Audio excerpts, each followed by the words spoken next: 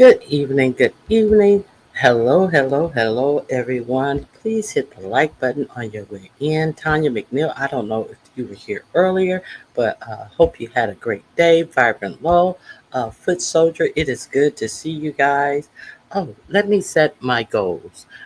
My goals are always the same.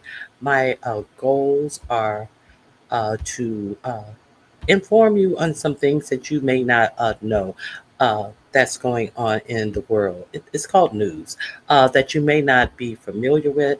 And if you hear something that you are not familiar with, hit my goals up because that is my goal to let you hear some things that the for profit media is leaving out. Okay, here we go.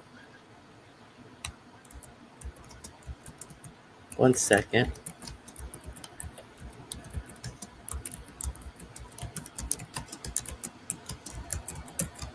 Okay. All right, my goals are set. Please avail yourself to the goals. Okay, I spoke with to Foot Soldier. Um, okay, so I'm gonna start. I'm going to start off with this boy right here named Emil. He is a Palestinian. You see, there are many boxes strewn out around him. You also will see he is kissing the hand of a contractor who was there at the food distribution site where food was being passed out. Amir, I'll let you hear the story. But Amir was so thankful to get this food, and I already have given you the information of how dangerous these food locations are, because instead of having the regular of uh, distributors come out, the United States, yes, your country, the United States, has partnered with Israel, who denies that there is even a famine in Palestine. They have partnered with them, and I have shown you several videos of whistleblowers saying that they are unaliving these people at these food distribution sites. Now, when 4547 went over and was meeting with representatives from the EU, he acted like he was a goss and he's going to do something. And he wanted to set up a place where people could just go and walk up and get the aid, and it's not behind any barriers and all of this jaw jerking that he gave. Okay, so uh, if you also don't know, um, we anybody who has been paying attention, anybody who has listened to 4547 say that they could turn Gaza into something for everybody else in the world but the Gazan people, and because it's a great waterfront property. I was playing that footage prior to the election of him and Jared Kushner talking about what a great waterfront property it was. But those pesky Palestinians are there. We're going to have to find a final solution for them. So, in the year of 2025, Benjamin Netanyahu yesterday said that he is going to occupy all of the Gaza. Anybody who had a brain already knew that that's what he planned to do. All of his surrogates had said that in their foaming at the mouth tirades against the Palestinian, and then they said, no, no, they don't mean that's not what it means. It doesn't mean that when they say they're going to annihilate and from the river to the sea and all of this stuff. Oh, no, no, no, no. They don't mean that. That's not what they mean. You know, we heard 4547 said that there's nothing there. What are they going to live on? What are all these people are going to live on that you plan to make Palestine in for all the world to come to see a good a tourist attraction? There's nothing there. What is there to see? Okay, let's be clear that after they have bombed all these sites in Gaza, they have also mowed down every building in their site. In in their site, if it was fully erect, undamaged, if it was there was really nothing undamaged, and or they mowed down every building, church, museum, school, everything to the ground. That's why there's nothing there. But who was giving Israel the bombs? Our government was giving the Israel the bombs, including Biden. Being mealed mouth on the atrocities, the war crimes that were going on in Gaza, pretending like, oh no, they have the right to defend themselves. Israel does. Okay. So I just wanted to give you this information. Now let's talk about Amir a little more. I'll remove this. If you guys are not familiar with this is a genocide and ethnic cleansing in the year of 2025 by the same people who told you never forget, the same people who told you never forget when it happened to them are committing these atrocities. That's what I find staggering about this. So let me share with you a little bit of Amir's story. He was a 10-year old. You see how thankful he was to receive this food. Let me see. Here we are.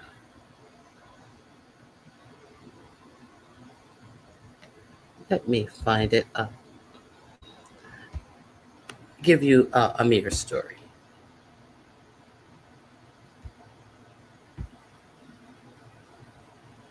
So Amir was one of the Palestinians that came to site number 2 on the 28th of May, and as you can see in the pictures that were shown in the beginning, we later found out that he's 10 years old. This young boy, in this photo, he looks to be, maybe 6 or 7, emaciated. He was with the crowd and he walked over to us, and you see he's got his small items of aid. He doesn't have a bag. He's got some rice, some items that he picked up off the ground, and he beckons to us. There's another contractor standing next to me on my left. And at first we thought maybe he was hurt, or he needed assistance, or he wanted more food, which we didn't have.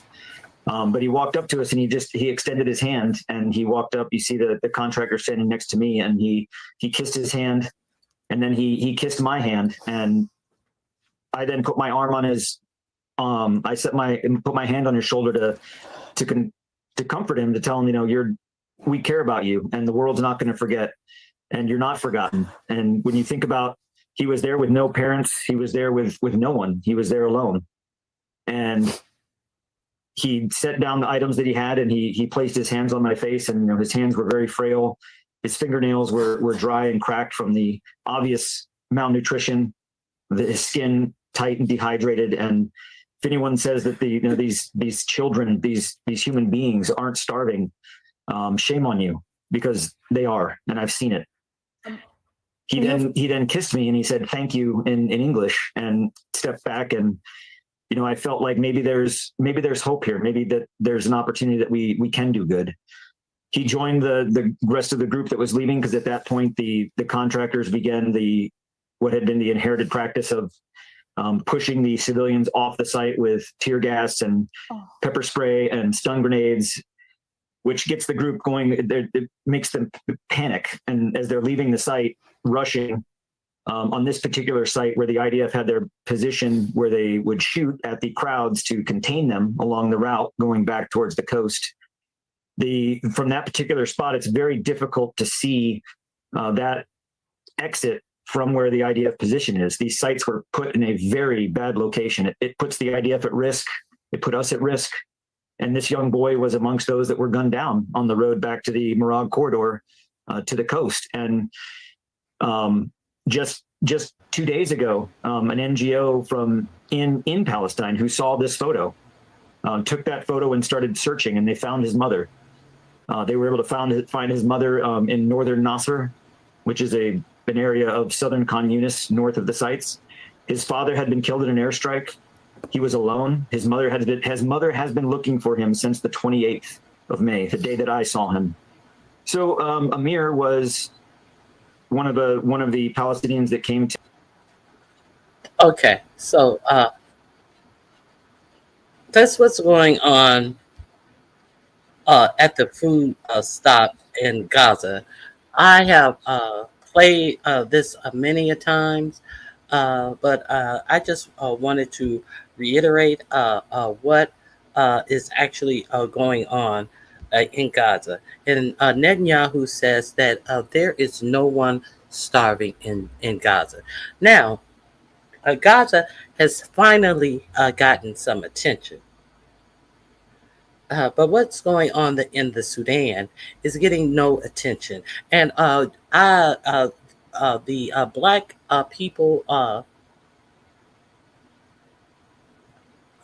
people really need to pay attention to this.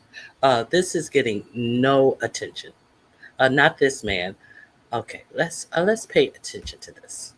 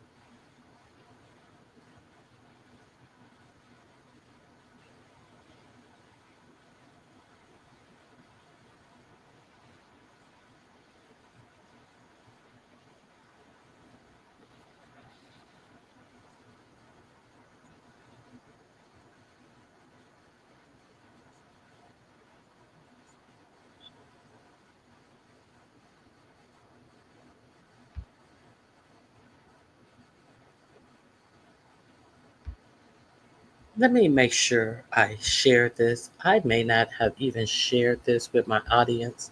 I did not share it with my audience. I apologize. Let me share this screen. I'm sitting up here just watching and listening to it, and I didn't even share it with you. Let me share this with you. I apologize. My God. Okay, I'm going to have to go back. Uh, I have been talking about Sudan as well. There's not a lot of reporting about what's going on in Sudan. There has been a blip of what's going on in Sudan, and you will realize that the Sudanese people have more in common with you if you are a black person. Let's continue. Sudan's military rulers say they repelled an attack by rapid support forces, paramilitaries in the city of al-Fashir, the army's last holdout in Sudan's Darfur region.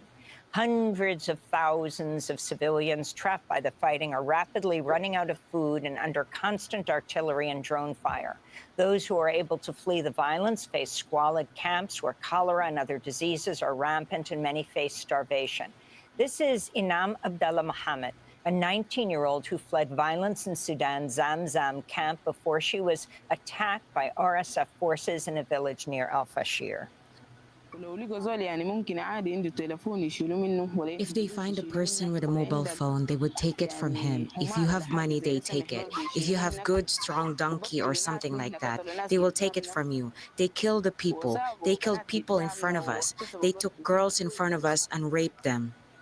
The World Food Programme warns a protracted famine is taking hold in parts of Sudan, with nearly 25 million people facing acute hunger. The United Nations warns over 1.5 million Afghans have been forcefully repatriated, most of them from Iran. Okay, so that's another story. I think you need to hear the effects of how 4547 shutting down USAID is also causing people who have been returned to Afghanistan. Remember, he took away the special visas from the Americans who helped our soldiers as interpreters and all that. He took their special visas back, and they have uh, also been repatriated to a place where they help the enemy. Okay, so let's see the results of taking U.S. aid away from these people. On top of it, has them facing starvation. Uh, okay, let's. Where they face poverty, But we were there to. Okay, let's continue. hunger, and serious human rights violations. The UN Assistance Mission in Afghanistan reports many of those returning face torture, mistreatment, arbitrary arrest, and detention after the Taliban violated its promise to provide amnesty to people affiliated with the former US-backed government that collapsed in 2021. They were supposed to give them amnesty. Are we to believe that they were going to give amnesty to their people who helped the soldiers? No. We remember the mad dash to get out of Afghanistan, people climbing all over each other, trying to get in the last planes, leaving Afghanistan, holding on to the wheel well until they fell off as the plane was in the air. The kind of like the Vietnam escaping from Vietnam. All those people are dropping from the sky as the plane was in midair, and they're trying to get a hold on to the plane to get out of there. That if you don't remember, this is what happened, and they had special visas for the Afghanistans who helped the soldiers, and then who came in and took it away. 45, 47, but they were going to get amnesty. Do you think they were going to get amnesty? I wonder if any of them are still alive at this point. Let's continue. The World Food Program warns nearly 10 million people, about a quarter of Afghanistan's population, face acute food insecurity, with its sharpest surge ever of child malnutrition, coming after the Trump administration terminated $1.7 billion in contracts for U.S. aid to Afghanistan. Texas's House of Representatives. Okay, so this is what's going on in the realm of starvation. I just wanted you guys to know that. I see no comments in the comment section, so I'll keep going. Now, I also spoke to you about 45, 47, putting us on the brink of nuclear war because he didn't like something the former president of Russia said as he um, set up while meeting with the EU after giving Russia 50 days to uh, come to a ceasefire in the Ukraine. He gave them, I'm going to give them 50 days. 50 days for what? 50 days because you think that they'll remember, they'll forget that you have done absolutely nothing to stop the war in one day. As your 6 months come about, and every time 45, 47 has a phone conversation with Putin, who promised him he's going to, stop being so treacherous over in Ukraine. Putin then turns around and belts them with more ammunition than he ever has after talking with 45, 47 and promising him this, that, and the other, basically blowing smoke up his ass. So he finally got tired of that being reported, and he said he's going to give him 50 days. Well, Putin had just asked for 60 days to complete his mission in the Ukraine. And so several days later, guess who decided that they were going to put their foot down and only give him 50 days? But he did not tell you, and most of the media did not tell you, that Putin said that he would have Ukraine taken care of in 60 days. So then he gets in front of the UE leaders, and then he feels embarrassed when they start, when the real press, when the not for a profit, not afraid of losing contracts press, like the U.S. press is, who asked him some real questions and made him feel real silly and feel real play because they asked him press questions that a real press who is not bending the knee and trying to appease him asked him, and then he goes, well, I think I'm thinking about changing. Every decision is made on the spot, based on a suggestion in a question, or based upon him feeling embarrassed. He all of a sudden, I think I may change that. I may give them 10 days. I may. I'm thinking about it. I may. So then, upon hearing that, the former president of Russia came out with a statement, and once he heard the former president say what he said, he decided that he's going to deploy nuclear submarines near Russia. He decided to announce that he's going to deploy nuclear submarines near Russia. Now there already are nuclear submarines out there near Russia. But he needed to make an announcement like, I will nuke you. That's what it's saying. That's what it's saying. He went nuclear off of this statement. So I want to share my screen with you. If you don't know the back and forth with you, we are going to go through the events that happened, and come to find out, Russia may be blackmailing 45, 47. Come to find out, there may be a little blackmail included in this. They talk about, and that brings to the point about this Epstein situation and the Netanyahu situation and blackmail. There are reports out that Epstein may have been a Israeli spy, or if not, just a agent.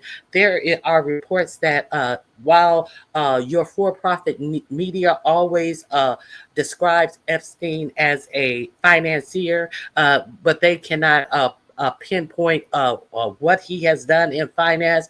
There are reports that Epstein got all of his money from blackmailing people. Now, if you are dealing with high-end people, Prince Andrews, people over in the Middle East with plenty of money, high-profile rich people in the United States, and if you are trafficking underage girls, wouldn't that be that would be a good way to blackmail people? So let's go into this. So if Netanyahu has something on 45 and 47, which was relayed in this message to 45, 47, after 45, 47 went out and said he's putting 2 nuclear submarines in the waters near Russia. All of this to get away from the Epstein files. Do you feel safe that this man is so crazy that he is talking about nuclear weapons when he is the one who messed up this whole Russia-Ukraine thing, because he has no diplomacy. He is not a statesman. He's a buffoon, in my opinion. Let's see if we can get to this. Important and can often lead to unintended consequences. I hope Marines to be positioned in the appropriate statements of the former against Russia. So that's absolutely terrifying. Here's what he said. Let me remind you. He said, based on highly provocative statements of the former president of Russia, Dmitry Medvedev, who is now the deputy chairman of the Security Council of the Russian Federation, I have ordered 2 nuclear submarines to be positioned in the appropriate regions, just in case these foolish and inflammatory statements are more than just that. Words are very important and can often lead to unintended consequences. I hope this will not be one of those instances. Thanks for your attention to this matter. I don't know why he always does that. The thanks for your attention. It's like a new thing he started doing where he always says thanks for your attention to this matter. But anyway, moving nuclear submarines into position, like issuing nuclear threats against Russia, who, by the way, is also a major nuclear power. This is like psychotic stuff. It's psychotic stuff. Even if you say, hey, you know, it's just shit talking. It's just, you know, puffing his chest out, standing 10 toes down, and like, you know, trying to be a tough guy. It's still fucking horrifying, right? Now, by the way, this is the statement that led to Trump saying that. So Dmitry Medvedev said this: Trump's playing the ultimatum game with Russia, 50 days or 10. He should remember two things. One, Russia isn't Israel or even Iran. Two, each new ultimatum is a threat and a step towards war, not between Russia and Ukraine, but with his own country. Don't go down the Sleepy Joe road. So that's like a pretty fucking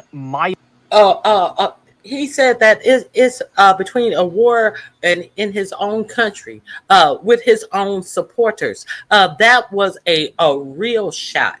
It's not like with Netanyahu. It's not the shit that Netanyahu got on you while you dancing to his beat. Let's continue. Statement which led to nuclear threats from Trump. So that's terrifying in and of itself. But you ready for this? So I got to give you this news. So Dmitry Medvedev sees this, and he comes out and issues the following statement. He says, Trump shouldn't think that the video archive of his past immoralities is only in Mossad's hands. Bruh. Bruh. Video immoralities. Mossad is the Israel spy operation. Mossad, that he should not think that his video immoralities, not infidelities, immoralities, are only in the Mossad's hand. So, do we have a paper puppet president? Is that what we have here? Okay. The link is in my description box. Let me see if there's any more. That's him saying, hey, man, just so you know, we also got Epstein dirt on you, dog. We also got you in some compromising ass positions. And look, let me just say it right up front here. Do I believe him? Yes. I don't think this is just hot air. I do not think this is just hot air. Trump is a notorious playboy. It's not even fair to just call him a playboy. He's a fucking like sexual harasser, sexual assaulter, sexual abuser, whatever term you want to use. The dude has 30 different accusations. I actually think the exact number is 27 different allegations against him. And we know about all the Epstein dirt. But what a lot of people don't know is it's true that Trump in the past has traveled to Russia a bunch. It's true he's done a lot of business with high-level Russians. And so he's been in bed with them. They know each other. And you think that when he was in Russia, that they didn't get some sort of dirt on him? Fucking of course they did. Of course they did. Now, do I think it's literally the Epstein blackmail? No, I don't. I don't think that the dirt that Israel got from Assad to hold over politicians' heads here is the same dirt that Russia has. I don't think they were able to get that exact same stuff. But nonetheless, they have something. And remember, guys, we just learned, shout out to Ryan Grimm for bringing this back up, but Israel had blackmailed Bill Clinton.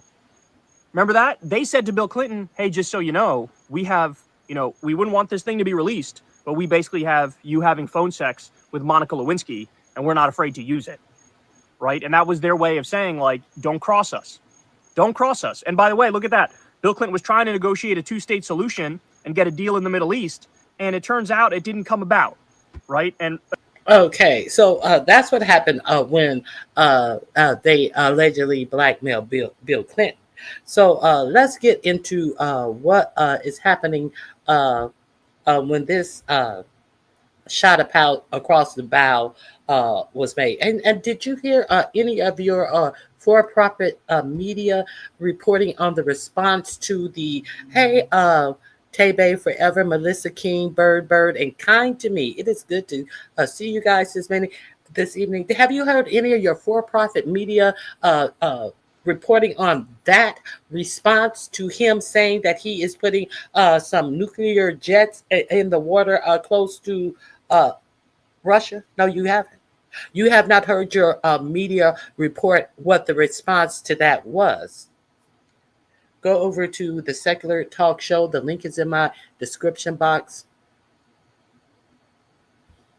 I'm telling you, we are missing out on so much valuable information dealing with these people who are in bed with Netanyahu. We are missing out on valuable information, Democrats and Republicans. That is why it is so important that you guys vote in all of your local elections. Hey, Z Sarah, it's good to see you all. So let me move on. There is more that I have for you. So now let's see what Netanyahu has been has free reign to do. Okay, let me share this with you. Just in, Netanyahu's government reportedly plans to fully occupy Gaza. That story broke on yesterday. He Nobody's stopping him. There is nobody stopping him. Israeli Prime Minister Benjamin Netanyahu has reportedly made the decision to fully occupy Gaza. Amit Siegel, Channel 12's chief political analyst, posted on X Monday, senior officials in Netanyahu's office. The decision has been made. We're going to occupy Gaza. Siegel, a right-leaning commentator, is one of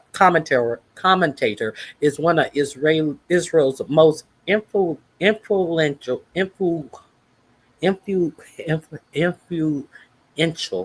and well-connected journalist. He also hosts the country's version of Meet the Press. Stein, the diplomatic correspondent for I-24 News, also reported that the Prime Minister's office briefed this evening that the decision has been made by the Prime Minister for a full occupation of the Gaza Strip, including operations in the area where hostages are held, and conveyed a message to the Chief of Staff: if it does not suit him, you should resign. The Prime Minister there it is. This is a developing story and will be updated. Okay. So that is what Netanyahu is free to do under 4547. Did they show them their cars? I don't know. But I'm just telling you what's going on. No, so let me see. There is something else I have. Okay, let's go to the next thing that I have. I want to talk about. It's not now. 4547 came out with a statement on yesterday. Actually, in a brief, actual memo that from representing the Homeland Security, and in that brief, you know what that brief said? That brief said that if any state tries to divest from Israel, it will not receive FEMA money if something happens in that state. That means if, like they tried to say that, thank you, Melissa King. I thank you for helping me get to my goals. That is akin to saying how they the students at Columbia, they said that they were pro-Hamas and they were being anti-Semitic. And there was one school that they protested that they wanted their university to divest from buying Israeli products. So that whole state would be on the limb for not receiving any FEMA support. I always learn something new over here. Thank you. I appreciate it. I thank you. Thank you. I appreciate that. So, if you didn't know that, that is what 4547 has demanded. But you know what that did? That made some of his own people come out and said, "You are going too far. You're going too far." Not only do we support them financially in what is going on in Gaza, and now he's saying that he will not give any FEMA aid if he can connect somebody trying to divest from purchases in Gaza. Are we obligated to finance them and make purchases from them? It seems like we are. It seems like it doesn't matter. We have no freedoms to not purchase items from Gaza. If we do so, and if we demand a boycott, the freedom of speech that we have in America to demand a boycott against people like Target, Walmart, Amazon, but not Gaza. I mean, not Israel. No, no, no, no. You cannot do that. So that's what he came out with. And even some in his own administration was like, hold on, this has gone a little bit too far. I want to share something with you. 5 minute and okay, here. He came out today, and he changed his whole stance on this. So let's see exactly what was said. If you did not hear about this, I am here to share this with you. Today, he turned around and changed the statement. But even though he changed the statement in the paper, they also said that they reserve the right to still withhold FEMA money if they feel that's what's going on. If they feel like there is going to they're trying to quell any protest. Because why would they quell this protest? Because 4547 spoke about how good of a tourist trap for the rich that Gaza would be. And do you not think that he has a stake in that? If you fuck off this plan, you're fucking off his money. See, it's not about the starving children. It's not about the principle of the UN has already uh, submitted an arrest warrant for Netanyahu for war crimes. No. Let me share with you. Um, Here we go. Let me share with you the whole details. Let you see the uh, actual memo that came out. This is Breaking Points. If you're not subscribed to Breaking Point, the guy who I just played, Kyle Kalinske, his wife, a crystal ball is usually the regular co-host. They have a substitute in. This is her channel, and they have difference of opinions, but they come together on common sense issues. I do believe that I do believe that this guy here on the left with the glasses is a Republican. I'm not sure, but I know they have difference of opinions. I do know that. So let's see. They're going to talk about this. Let me see. Our stuff up on their RSS feed. I mean, we're trying our best. Hold on. I have it going too fast. Just in case you guys didn't hear about this. Multi-gigabyte files and all this. The show has to be delivered to all these different places. So the technical people in our audience will understand, but we're trying our best. I promise you, breakingpoints.com if you're able to help us out. But with that, let's get with the disaster relief funding. So let's go ahead and put this up there on the screen. Absolute major outcry yesterday after the Trump administration put out a FEMA guidance. And let me just keep this up here while I'm talking, just to explain how absolutely crazy this is. So FEMA put out a guidance, Ryan, to all states that who want to accept disaster relief grants, which, you know, all of them. right, I would say all of them. And, you know, even the libertarians would be like, all right, you know, tax money. the federal government, you know, the federal government doesn't have a lot of roles. We could all probably say disaster relief, you know, broadly one of those. Well, Trump for like 5 all minutes was 50 like, states. FEMA's not going to do anything anymore. Right. So, but I'm saying, First disaster. if you were to actually, ask yes, most people what the role of federal government is, it's like, hey, if you get hit by a hurricane, you know, they're going to come in and help you. We all pay into the system. Oh, so that must mean Texas said something about withdrawing our financial support from Gaza because they didn't get no FEMA support. They were supposed to be meeting about the disastrous response that FEMA gave when they stuck in that. Let me make sure my mic is on. When they stuck in that bill to redistrict the district because they knew they had done so abysmal in the FEMA response to the flooding, where all of these children were swept away in the floods and never to be to live another breath again. So did Texas say want to divest from Israel? Because they sure didn't get no FEMA money, or no FEMA help, or no FEMA response, no rapid recovery response until the third day. So this is all bullshit. This is all a ploy to deny the state FEMA response.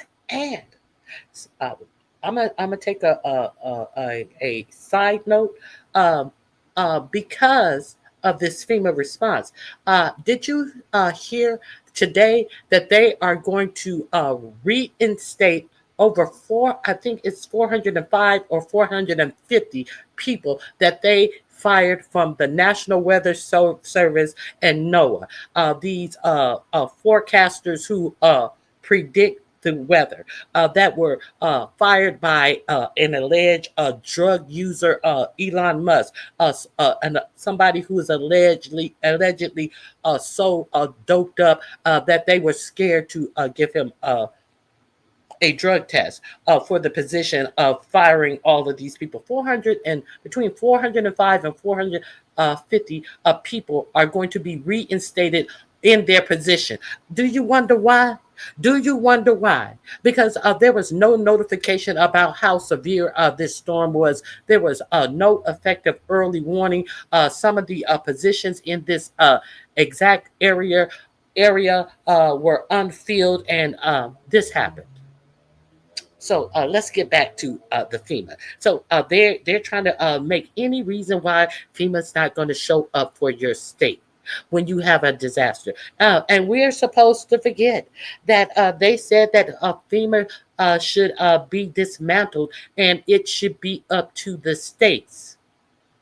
They don't want to give the states any money when any natural disaster occur. Period. They've already said that.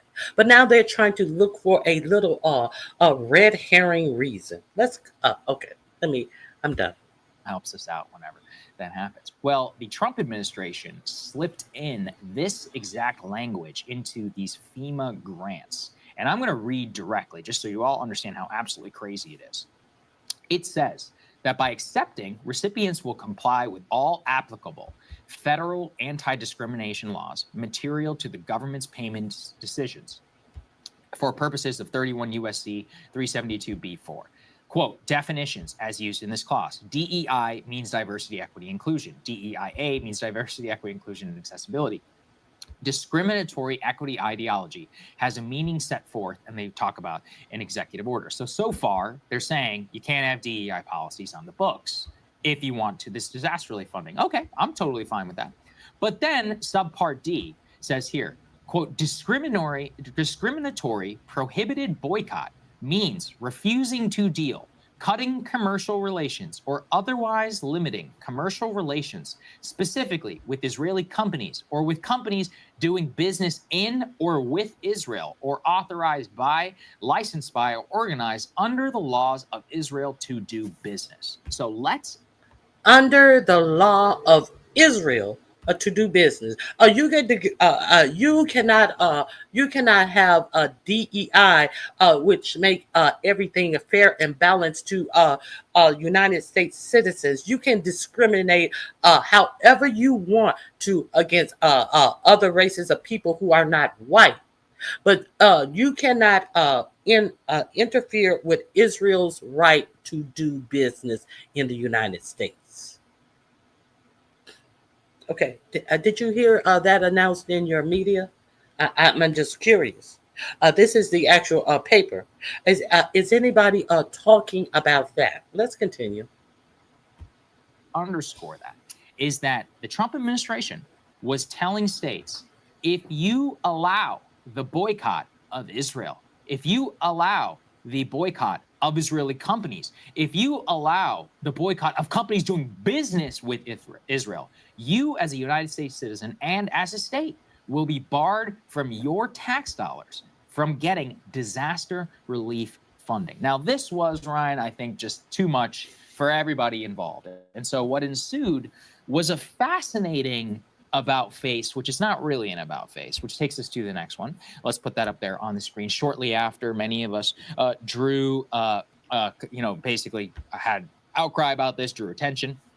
The Trump administration removed that exact language about discriminatory boycotts against the state of Israel. I have the original and the new, by the way. Do we have Rufo here? Yeah, well, I didn't originally have it in, but people like Christopher Rufo, who's a anti-DEI he quote tweeted yours. That's right. He was like, "Hey, even this is not good." And Ryan, I just want your reaction here now, because they've come full circle. Even though they did remove this anti-discriminatory language about the state of Israel, put the next one up here on the screen, just so I can very clearly explain.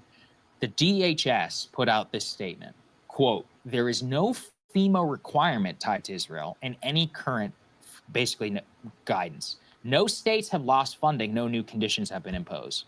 FEMA grants remain governed by existing law and policy and not political litmus tests. Quote, DHS will enforce all anti-discrimination laws and policies, including as it relates to the BDS movement, which is expressly grounded in anti-Semitism." So my explanation, based on my reporting, talking with many of the people involved, is that after the outcry, they removed the specific language about Israel. But the DHS statement makes it clear they reserve the right to deny you your federal funding should you engage in BDS. And I mean, Ryan, I and look at the last line there. Yeah. Those who engage in racial discrimination should not receive a single dollar of federal funding. That sounds like Biden. I mean, in actual racial discrimination, sure. If it's about BDS, no. And obviously, that's why the languages matter. And that's why, Ryan, I just think this is such not racial discrimination. I know that. You and I know that. All right. These terms all used to mean things, and they don't anymore. But Ryan, this is just such a dramatic outrage to say that they would withhold federal funding based upon boycotting the state of Israel to any state. And, you know,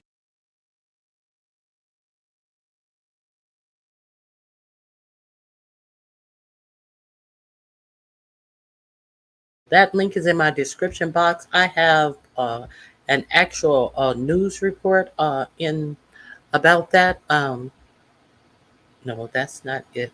It's in Newsweek. Let me share this Newsweek article with you. That this is also in my description box. Okay.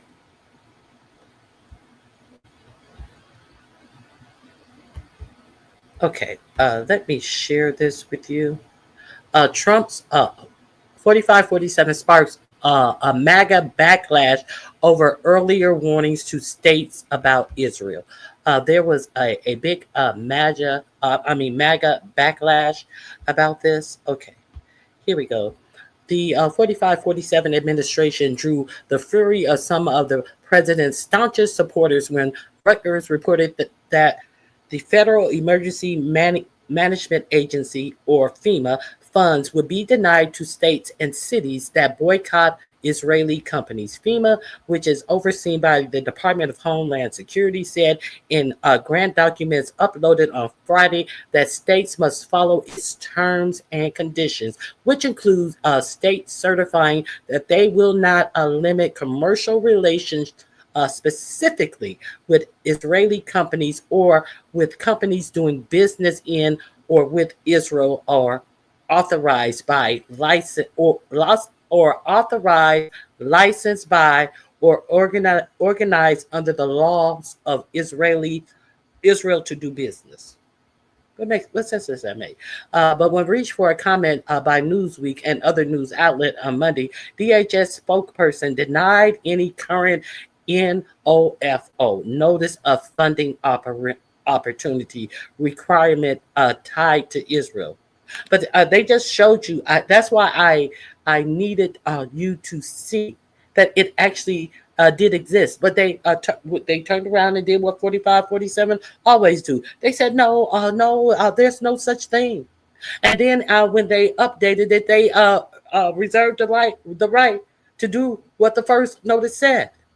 Okay, so okay, denied any current NOFO, Notice of Funding Opportunity requirement tied to Israel. An updated document posted at the Reuters and Newsweek report the notices show that the language about the boycotting Israeli companies had been removed. Why it matters. The FEMA notices posted on Friday related to at least $1.9 billion in federal grants that the states depend on for search and rescue gear, emergency management, salaries, backup power system, and other essentials, according to Reuters reporting and Newsweek reporting.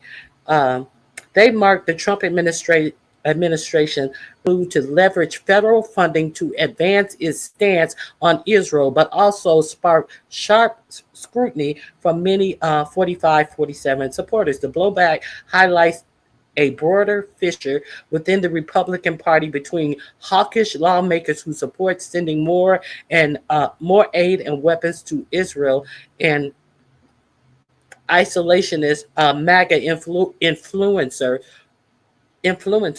Remember, they rely heavy on influencers in this administration because I told you how Israel is getting courting these influencers who have 1, 2, 3 million supporters and offering them a all expense paid trip to the beautiful Israel and see what the Gazans, what the Palestinians are trying to do to beautiful Israel, all expense paid, and telling them what to respond to if people ask certain questions, teaching them propaganda. That's what that's called, teaching them propaganda. They have a outpost that is on the top of an Israeli mountain where you can view over into Palestine and watch them attack the Palestinian people. They even have refreshments up there. They have vending machines up there so you can sit down and watch the genocide with a refreshment. Okay. The blowback highlights, and isolationist MAGA influencers who oppose the U.S. becoming more involved in the conflict in the Middle East. Okay, so that's what's going on. Rutgers reporting drew immediate blowback from many of 45-47 most faithful MAGA supporters, many of whom have repeatedly criticized Israel over its war against Hamas in Gaza. Denying Americans who won't support the genocide being conducted by our friends, conservative commentator Candace Owens wrote on X, Trump has fully betrayed America for Israeli Prime Minister Benjamin Netanyahu. And if you cannot see that now, you are completely blind, says the blind Candace Owens. Says the blind to what's best for whatever. Best 100 million Miriam best 100 million Miriam Adelson ever spent, Owen said. Oh, that's the best $100 million that Miriam Adelson ever spent. Miriam Adelson, she is the wife of Sheldon Adelson, who passed away, a casino magnate, ultra wealthy, who gave 45, 47, $100 million of in his run for president this time.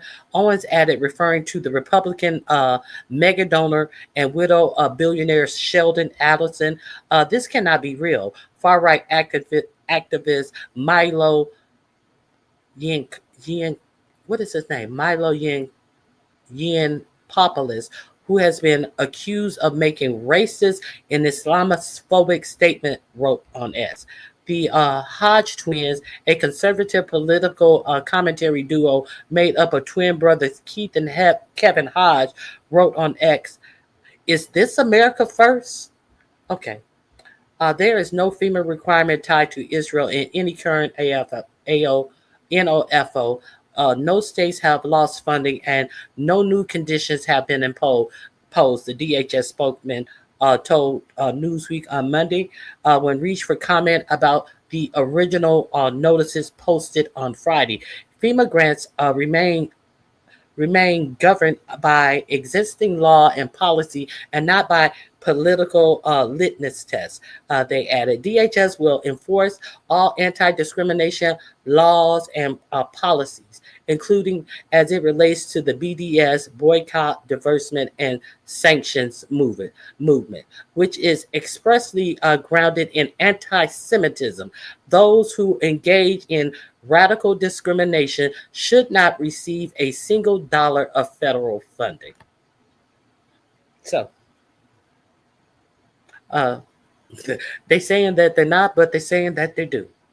They're saying that nothing applies to Israel. However, this includes the boycott, divestment, and sanctions movement. So, how dare you? This is anti-Semitic. But why do they want to divest from that move? Why do they want to divest from that? So you cannot disagree. You cannot have issue with anything that Israel is doing, as they are actually slaughtering a whole group of people. You cannot want to divest from that. Okay. Monday's reporting came after a prominent figure in the MAGA movement spoke out in May against the bipartisan IGO Anti-Boycott Act, saying it would criminalize boycotts and free speech against Israel. And a pending vote on the measure was canceled after the backlash. Republican Representative Marjorie Taylor Greene recently came out and said she doesn't even know if the Republican Party is the party for her. Can you imagine? The bitch who sanitized and washed all of 45, 47 lies is now questioning if the party is the party right for her. Well, if that's not the party right for you, you should get out of government because, in my opinion, you was lockstep in all this bullshit. Now, let me say something. We're 6 months in. We have seen all of the authoritarian type of bullshit that has been going on in this administration. We have seen a woman get taken out of a high security prison and plop down in a camp CUPCAKE who was convicted of trafficking children, not young women, children.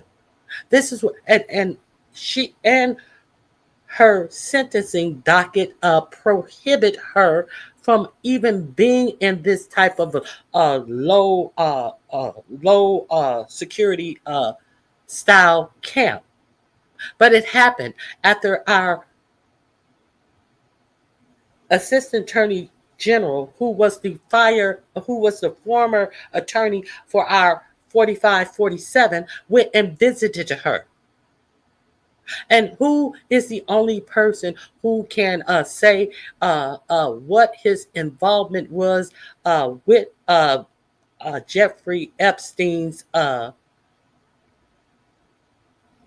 involvement with these underage children, other than Epstein's girlfriend, who was also included in SAing these 14 through 16-year-old children. She was just not a somebody who could had a pen that was documenting it and not reporting it. No, she was included in the SAing herself. So who is better to speak on this? And now she's in a camp cupcake, and and we're acting like this normal. Motherfuckers are over here arguing about bullshit. So there's no law left. This man is doing whatever he wants in this country. While people were warning about this, me being one of them, you had people out here trying to be the contrarian and trying to act like they were more enlightened about why it would be good to have him in the presidency again. Where are these enlightened voices now? Where are these enlightened voices now? The last fur-mouthed motherfucker who said Ronnie Hugh don't know anything about politics has tucked his tail and run, because obviously he doesn't even know anything about friendship, because it was reported that his friend was the one who was telling 5-Day that he married a crumpling cripple who cannot do the news like Ronnie Hugh. So he comes out here and barks about how Ronnie Hugh does the news. Meanwhile, this is the same fur-mouth motherfucker who was sitting out here telling you why you should vote for 4547. But he can't address the outcome of 4547 being in office now. See, motherfuckers can run their mouth all day, but they can't do what I do. I give you information. I hope you can use it. That's it. That's all. Okay. Back to Marjorie Taylor Greene. I went off on a spur. Let me get back. Republican Representative Marjorie Taylor Greene of Georgia came out strongly against the bipartisan bill, saying in part that it is my job to defend America's right to buy or boycott whomever they choose without the government harshly fining them or imprisoning them. Greene recently became the first congressional Republican to refer to Israel's action in Gaza as genocide. News reached out to Greene's office for comment on Monday. Israel has also vehemently denied carrying out a genocide in Gaza and said Hamas is to blame for recent reports of widespread starvation through the besieged territory. Now, let's make this make sense. They said that Hamas is stealing all the aid. The aid is getting through, but Hamas is stealing all the aid. So thus, this is the reason why Israel and the United States and their warmongers were set in to feed the Gazan people, because Hamas was stealing all the food. So they're not letting regular aid workers go in and feed the people of Gaza because the food was getting stolen from them. So who's stealing the food now? That these people are taking pot shots. No, you put these people in to do exactly what you hear them celebrating. I think you got one. Ooh wee! These militia. You put these militia in to allegedly secure the food and feed the people. Okay, so anyway. Okay, the link is in my description box. Go over there and check it out. Hey, Nubiology, it is good to see you.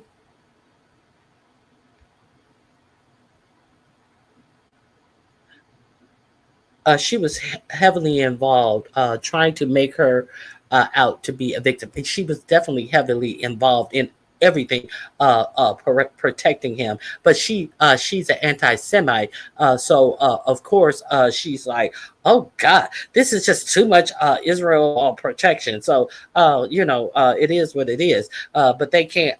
They can't. When she was saying that the reason why the California's fire started was because Jewish lasers, they started the California fire. So I have no sympathy. I'm just reading the report. I'm just reading the latest news. I'm just letting you know the pivot that this bitch is trying to make.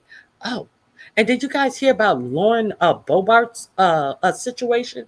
Uh, Lauren Bobart, another dingbat, she who I think she had to. I thought that everybody in Congress at least had to have their high school diploma. I think that she had to take her high school diploma 3 times before she passed it.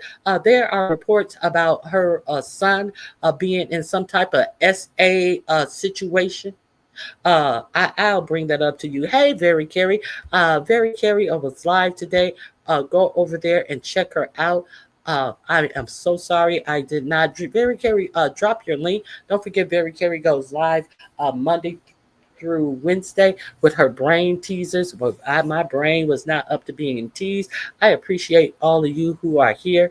Like I said earlier, my schedule has changed. Sometimes I can make my regular time. Sometimes I can't.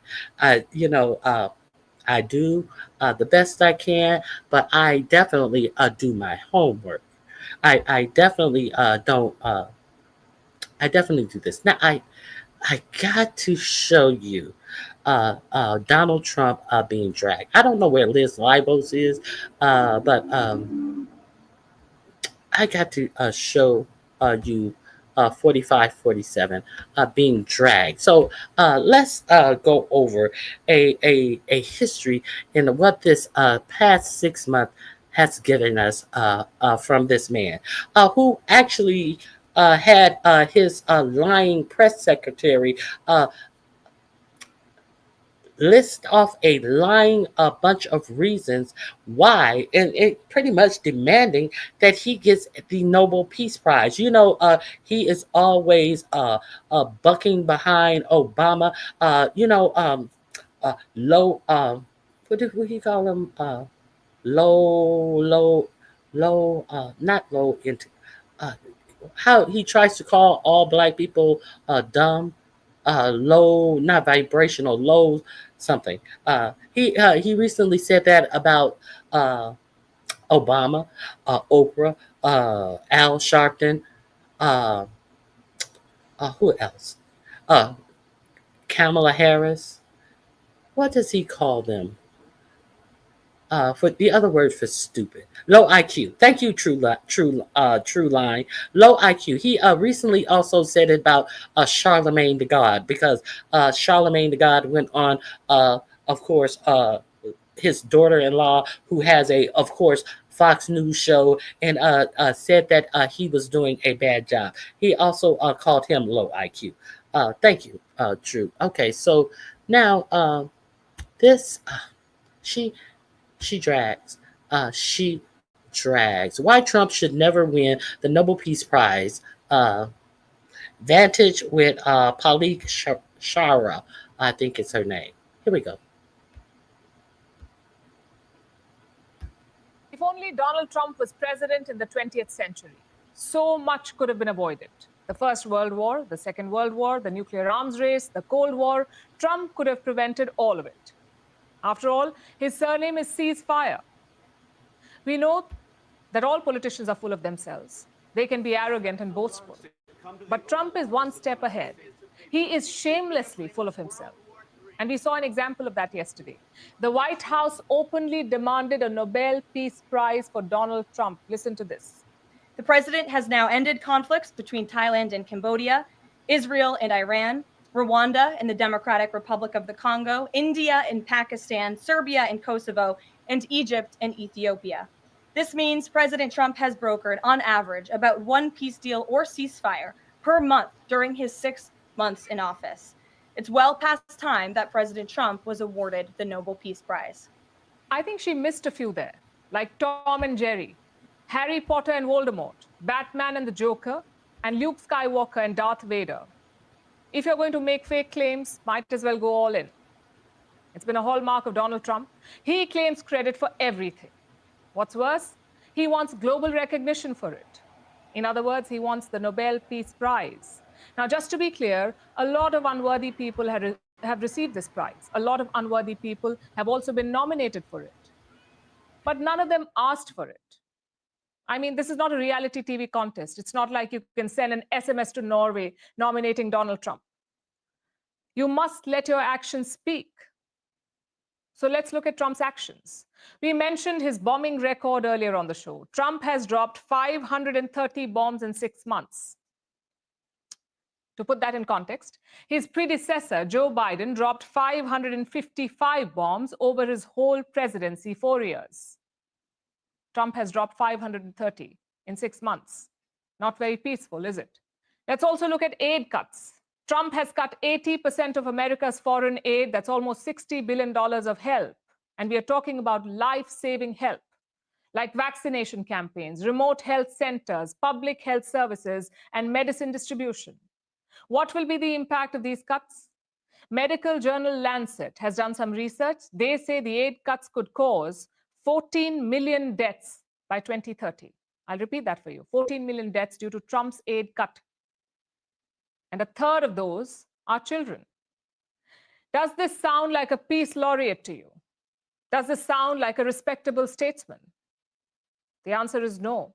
Someone tell Trump that typing in all caps is not diplomacy, plus it's out of fashion. Gen Z would be horrified by the all caps. This is the era of small case. But coming back to his credit fever, as a species, we should be more thankful to Trump. Thanks to his negotiations with God, the sun rises every day. Thanks to his mediation, ships can sail on the ocean. If not for him, gravity would not exist. Give us a break. Americans can vote for whoever they want to. Just don't expect the world to fall in line. I can think of a dozen people who deserve the Nobel Peace Prize. Trump is certainly not one of them. And I'll tell you what disqualifies him. It's not just what he is doing now. It's what he will do if he wins the prize. I can guarantee that Trump will sell a Nobel experience at Mar-a-Lago. You can click pictures with the prize and go, just $500. Chances are he will also sell Nobel-themed belt buckles and baseball cards. Again, just $100 each. But jokes aside, there are too many reasons to disqualify Trump. You've got casual sexism. You've got sexual assault allegations. You've got casual racism. You've got Islamophobia. And you've got actual warmongering. Take your pick. There are two kinds of leaders in this world. One who leave the world a better place. The other who leave it worse than they found it. And Trump is clearly in category 2. We suggest he take up a new obsession and leave us alone. In fact, I've got an idea. There is a country. Okay, let me pause right here. You guys did see she showed that Trump GAZA that someone else, the AI, that someone else, and he thought that it was wise to share that out with a Trump building in Gaza. Yes, he did that. Yes, he did that. And this is what's going on in Gaza right now. I told you earlier, if you got here late, you may want to revisit the beginning of this live. Who is she? And who is she saying maybe he should leave us alone? Where is she? Where is she from? She's from India.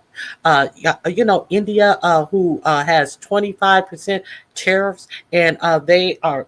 He came out yesterday and said that he may increase the tariffs on India higher.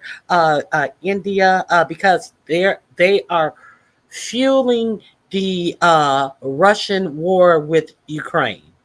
But I thought that when Zelensky came to the White House, you said that his rhetoric rhetoric, his what is it? His fucking talking, ret, what is it? Rhetoric. What the fuck? His rhetorical talking was fueling was fueling the war with Ukraine. Rhetoric. Thank you. I'm like, where's this extra T coming from? His rhetoric. Thank you. Was fueling this war with Ukraine. But now he says that the fact that India was buying oil from Ukraine. I already told you guys that months and months ago when I broke down the BRICS, this BRIC union. Why even though there were sanctions against Russia, that they were selling their oil to India and China. They're selling their oil to India and China. That's why the war did not break them, even though they have sanctions on them. And has 4547 done anything to increase these sanctions? No, he said that he's going to put some double tariffs on them when we absolutely don't even have any type of trading with Russia. He's talking about double tariffs when we have no tariffs on Russia. He meant sanctions. This is your president who was going to stop the war in one day. So he says that India is now fueling the war, but you're fueling what's going on in Israel. Worry about what you're fueling. Okay. Which you're fueling what's going on in Pakistan. Worry about what you're fueling. This is the us, she means she's talking about India. That's why I stopped this. I apologize. In Africa with vast reserves of rare earth elements. It's Hold called on. And leave us alone. In fact, I've got an idea. There is a country in Africa with vast reserves of rare earth elements. It's called Wakanda. If US officials are listening, get Trump on the job. Urge him to sign a deal with them. If anyone can, it's Donald Diplomacy Trump. Okay, I thought that was quite funny. I thought that that was quite hilarious. I can't believe they let a whole weirdo in the White House. We better brace ourselves and prepare. I have been saying that. I have been saying that. I have been. That is the reason why I go live. Now, speaking of India and them, of course, they're going to trade with their BRICS partners. The R in BRICS is Russia. The I in BRICS is India. And the C in BRICS is China. That's why they created BRICS, so they could trade amongst each other and not be dependent upon the World Bank, which is in Washington D.C., locking up their funds, putting sanctions on them, where they can't do anything but negotiate under the exact terms that the United States wanted them to be under. That's why they wanted to trade in their own money. That's why these BRICS nations are collecting gold, because that's why the US dollar is weaker than it was in 1973, I believe, because they don't want to be on the dollar standard. They want to be on the gold standard. And remember, the first person who had the idea that we should be under the gold standard, Gaddafi, how he wound up? Okay, so let's be clear. A lot of people your news ain't telling you nothing about how the BRICS are impacting the American dollar. Now, I wonder if your news is telling you how the BRICS are impacting your food. Are they telling you about that? Are they telling you that they have most of the world have put out new regulations that they don't want to purchase any food with GMO? that China is going into farming itself, and the most of the corn products that we ship is going drying up in those big old, what do you call them, big old corn, whatever, those big things where they store all the corn. All of our U.S. corn is not being sold because they thought that it was a good thing to put GMOs to make millionaires, billionaires, to make multimillionaires, multi-billionaires. Did you hear? What is the first thing that you need to shore up to have a strong nation, a way to feed your nation? So you also may not know only about 35% of the corn that is sold goes into food products. Most of it is chopped up for the cows and the pigs to make feed. So how is this impacting our selling of our beef products? It's impacting it greatly. They don't want our farm animals, the pork or the beef that has been fed with this GMO food, corn feed. They don't want our chickens that has been fed this feed. So is anybody talking about this? Is anybody talking about this? Okay, yeah, somebody is talking about this. Let me share my screen with you and give you the information. What's going on with the United States food supply? They see. They want you to be like, oh shoot, oh. They want you to be in panic and unprepared. And I have been telling you, you need to prepare, because it's some bullshit that's about to come down the pipe. You need to make sure you're prepared to feed yourself. You need to prepare to make sure that you have some water, and you need to be prepared to protect yourself. You know, kind of like during the COVID outbreak, there was a limit on how many projectiles that come from your pow pow that you could buy. Those of you who don't know, now you know. There was a statewide, nationwide restrictions on what you could put into your pow pow to protect yourself. So, what are you make while there's no restrictions on what you can put in your pow pow? Are you making sure that you have something to protect yourself? Okay, so here, let me share this with you. Oh, this is her again. I have another. I have a couple of more about the food. Uh, India rejects 45-47 bid to crack open agriculture. Trump says he means business, that these tariffs are set in stone until, of course, countries strike a deal. The new tariffs will come into effect on the 7th of August. But then again, chaos is a Trump trademark. He did announce sweeping tariffs in the month of April, only to delay them by 90 days. So you never know what he'll do this time. Well, there's a lot of countries that I know have reached out. I believe it's upwards of 200 countries around the world have reached out to the trade and tariff team. Of course, as I said previously, and the president said, we're going to prioritize our key trading partners, which we have done. Like I said, of the 18, 2/3 of those we have cut these tailor-made deals with. Which brings us to the question, who pays the price? Think of a tariff as a tax on exports. Say India sends a shirt, a $100 shirt to the United States. Now, Trump has imposed a 25% tariff, so the shirt suddenly costs $125. Who pays the extra $25? Usually it is the importer. But they won't absorb the hit.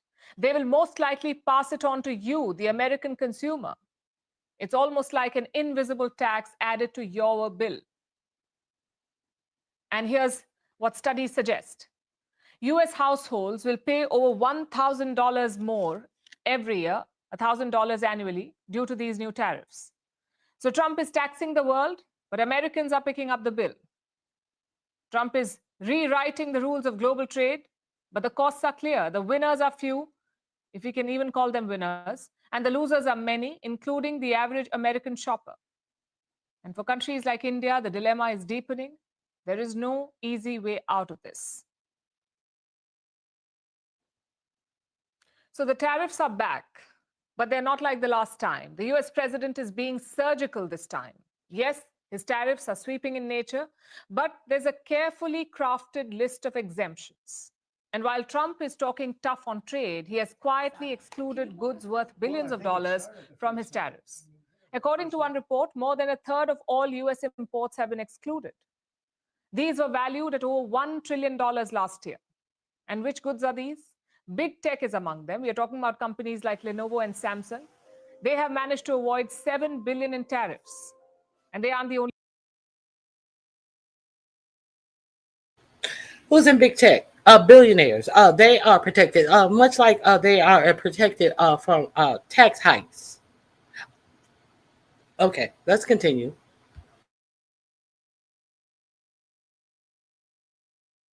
Ones, industries like oil and gas, Bitcoin mining firms, pharma companies, and medical device makers have all saved billions. What does this tell you? That Donald Trump is being more cautious this time. He is approaching this trade war with the mindset of a sniper. His tariffs are specific and targeted. The idea is to insulate the American consumer. Consider what he did with Brazil. Brazil faces a whopping 50% tariff, which is one of the highest rates.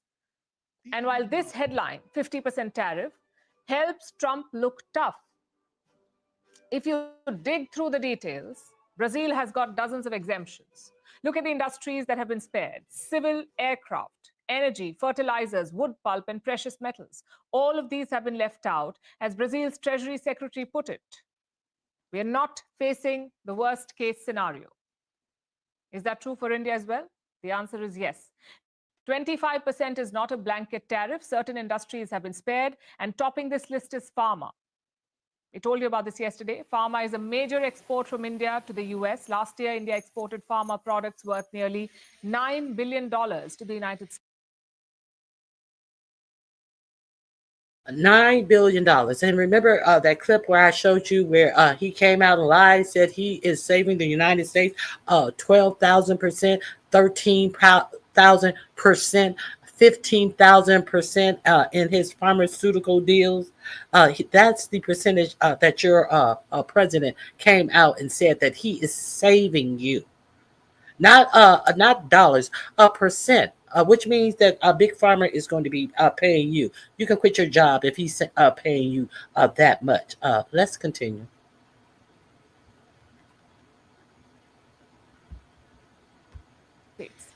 And these were mostly generic drugs.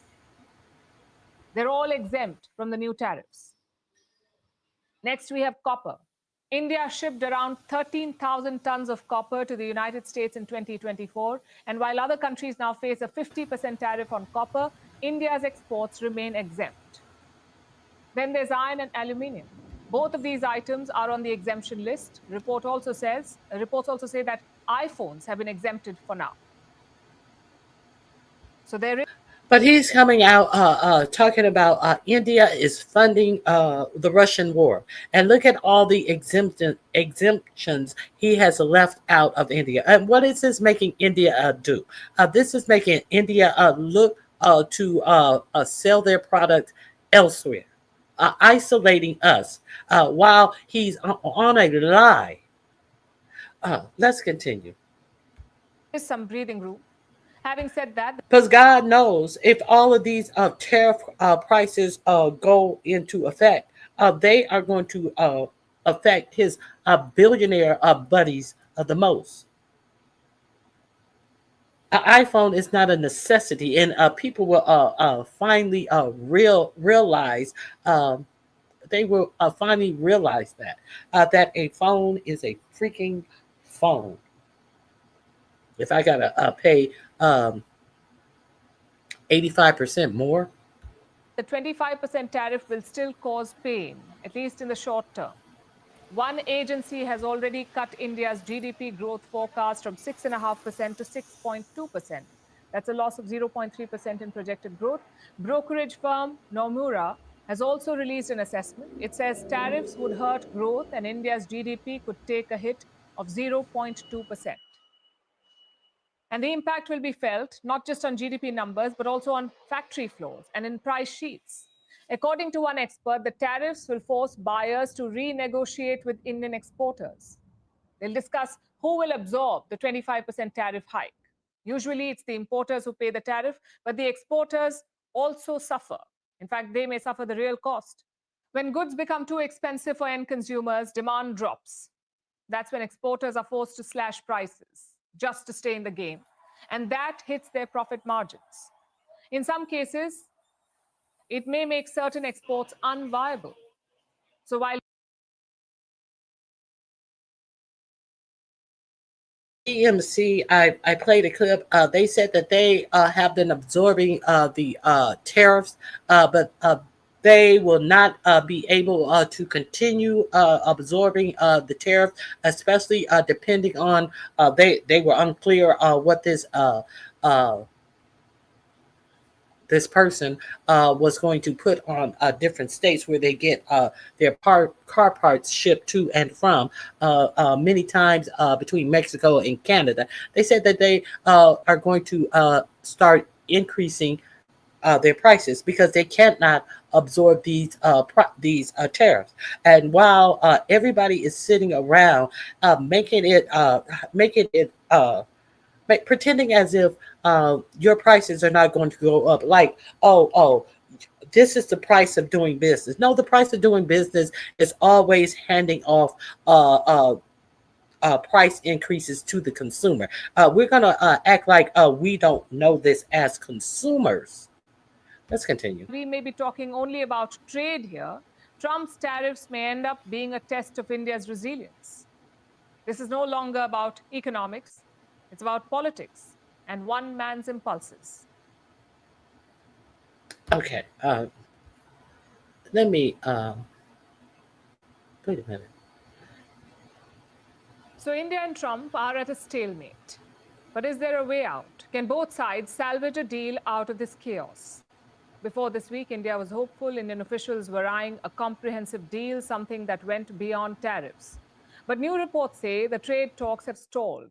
An Indian trade team was supposed to visit the United States later this month. That is apparently not happening. Trump's negotiator was slated to visit New Delhi in mid-August. That too is not happening. If true, this marks a complete breakdown in talks, and this is on Trump. Unlike other countries, India was seeking a deal. New Delhi ruled out any retaliation, yet look at what Trump did. He called our trade barriers obnoxious. He called our economy dead. And he slapped 25% tariffs on Indian goods. Clearly, this is a bad faith negotiation. Of course, American officials won't admit this. Trump's Treasury Secretary is blaming the Indian side. Let me quote from what he said. India came to the table early. They've been slow rolling things. So I think that the president, the whole trade team, has been frustrated with them. He also spoke about India's trade with Russia.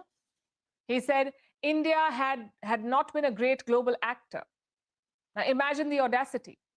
The US is sponsoring starvation in Gaza. They have carried out almost 530 airstrikes in 6 months. Yet India is the bad actor. We heard from the Indian Commerce Minister yesterday. He did not threaten retaliation, but he promised to protect national interest. So tonight, let's take a closer look at these talks. Where is India willing to make concessions and what are India's red lines? Let's look at the concessions first. India has already cut tariffs on some US exports like whiskey and motorbikes. The whiskey tariff was cut from 150% to 100%. Motorbike tariff was cut from 50% to 30%. But these moves were aimed at both these moves were aimed at placating Donald Trump. Another concession is on defense. India has upped its military purchases from the US. In fact, this was happening way before Trump. India has bought US weapons worth $20 billion since 2008. Recent deals include jet engines. It doesn't matter if it happened way before Trump because Trump is going to take credit for it as if you bought all this military equipment because of his tariffs. Let's get to the agriculture. This link is in my description box as well. I want to get to the agriculture session of this. Let me. Uh, where was it? Where was it?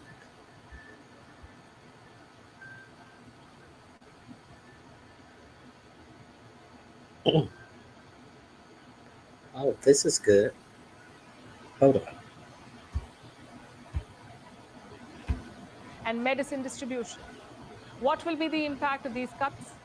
Medical journal Lancet has done some research. They say the aid cuts could cause 14 million deaths by 2030. I'll repeat that for you. 14 million deaths due to Trump's aid cut.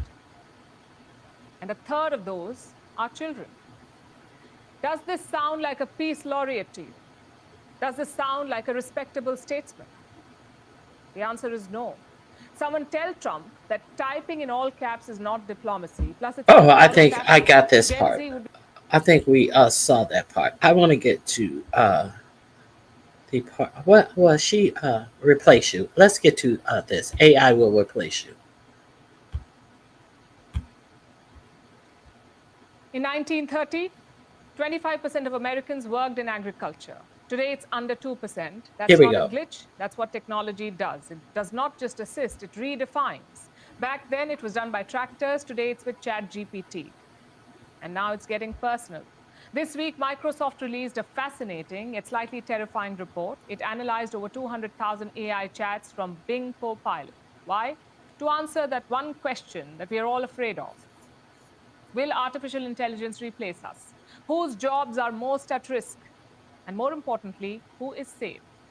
Let's look at the report first. Microsoft's researchers wanted to know one thing. How closely do real-life jobs match the things AI already does well? For example, writing, explaining, researching, summarizing. So they created an AI applicability score, basically a way of asking, can a chatbot do this job instead of you? So here are the jobs facing the biggest risk. Top on the list is translators and interpreters. If you've ever used Google Translate or Duolingo, you already know AI is crushing it in languages, whether that is real-time, text, or even spoken. On number 2 are historians, which should not be surprising either. AI excels at information retrieval. Ask it about the Cold War, and it can quote and cross-reference, even build whole timelines in seconds. Third on the list, writers and authors. And that's bad news for the world. AI can write blog posts, ad copy, and poems. Yes, human. And don't forget the caveat that AI can be altered to give you false information as if it is real information, as we saw with Grok turning all hail Hitler on everyone. Let's not forget that. Let's continue. And what will they be writing since they're taking all these books out of school? Are we going to depend on AI to not be altered to like X was altered, like Facebook was altered to take out hate speech? Is that going to be the new speech? Because we saw that Jubilee debate with Mehdi Hassan, and all these were young people talking all of this hate speech. Where are they getting this from? Think about it. Think about it. Nuance is unique. It cannot be replaced. But not all writing gigs need it. On number 4 is customer service, and you already know that. I'm sure you've talked to an AI chatbot by now.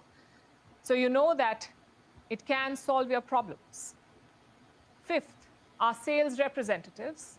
After all, the AI does not take lunch breaks. It does not forget follow-ups. And that makes it a dream employee, I guess. Sixth are proofreaders and editors. It's like Grammarly met ChatGPT. AI can catch typos, suggest other words, and fix grammar. Seventh on the list, and this one truly hits home, are news analysts, reporters, and journalists. It's a strange feeling reporting on this, on the fact that AI could tell you the same story one day. But if journalism is about gathering facts, summarizing events, and presenting clearly, well, so is AI, at least according to this report. Even though AI is prone to hallucinations, as we all know. Eighth on the list are technical writers and instruction manual creators. Ninth market research analysts. AI can crunch numbers and spot patterns while you're still opening that Excel sheet. And on number 10, we have data scientists, which is the irony here. The ones building AI might be replaced by it. So are we all replaceable? Thankfully, not all. AI is not replacing people, it's replacing tasks. But some jobs are still safe, like healthcare professionals and people who do physical labor. I'm talking about housekeepers, helpers, people who do repairs, massage therapists, doctors, and surgeons. And why are these jobs safe? Because they involve physical movement and the human touch. There are things current AI, even robots, struggle with. I didn't want this. I was trying to get on the freaking agriculture. I think I missed it. I didn't timestamp it. This link is in my description box. Oh, I guess I didn't timestamp it. I apologize. Okay. I'm going to go on to what I wanted to tell you about agriculture in the United States. Here we go, right here.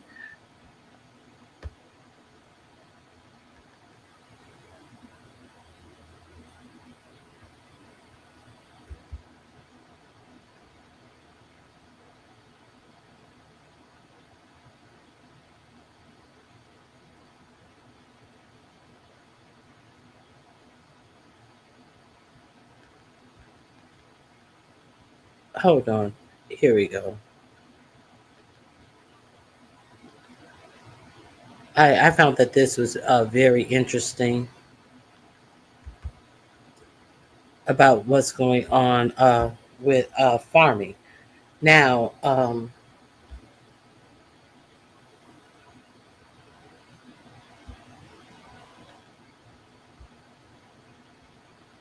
here we go.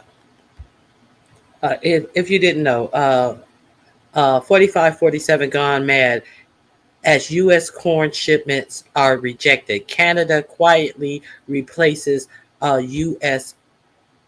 the United States export of corn. Just in case you didn't know. In the world. Well, if you're, the U.S. is the largest. I think I have this. No, it's fine. Consumer, producer, and exporter of corn in the world. Well, if you're wondering why farmers are so concerned about their farm finances right now, they really just can't catch a break. It's not just because corn prices are below break even for most. It's the fact input prices are so high. I never thought I was going to lose this much money this fast. The Midwest is holding its breath. Acres of corn sway in the wind, but no engines rumble, no combines roll. Buyers have disappeared, prices have crashed, and shipments meant for China are stacked in limbo. Families who've worked the same soil for generations are watching their season slip through their fingers. Meanwhile, north of the border, Canada is moving fast, locking in deals with Japan, South Korea, and Europe, turning global attention its way. American grain sits trapped in silos, while Canadian shipments sail toward new markets. How did this reversal happen? Silos. That's what I was trying to think of. Silos. So suddenly, who pulled the strings in this global shift, and what does it mean for the future of US farming? Let's break it all down.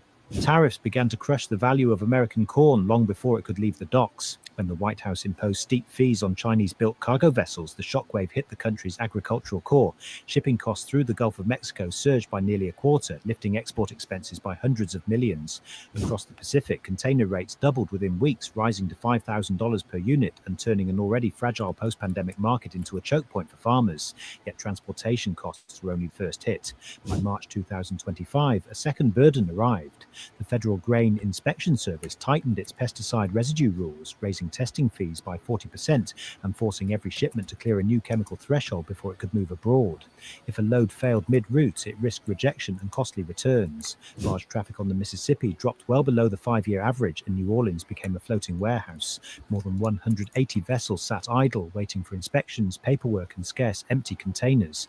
Corn darkened in the rain, while farmers watched revenue wither by the hour. Each week of delay shaved roughly 27 cents from every bushel. For growers across Iowa and Indiana, that loss added up faster than their operations could absorb. And as the logistical nightmare unfolded, international buyers began shifting their expectations. Global demand was no longer satisfied with grain that was merely abundant. It had to be clean, traceable, and increasingly sustainable. The shock deepened in February when Mexico, one of America's closest buyers, banned imports of genetically modified corn.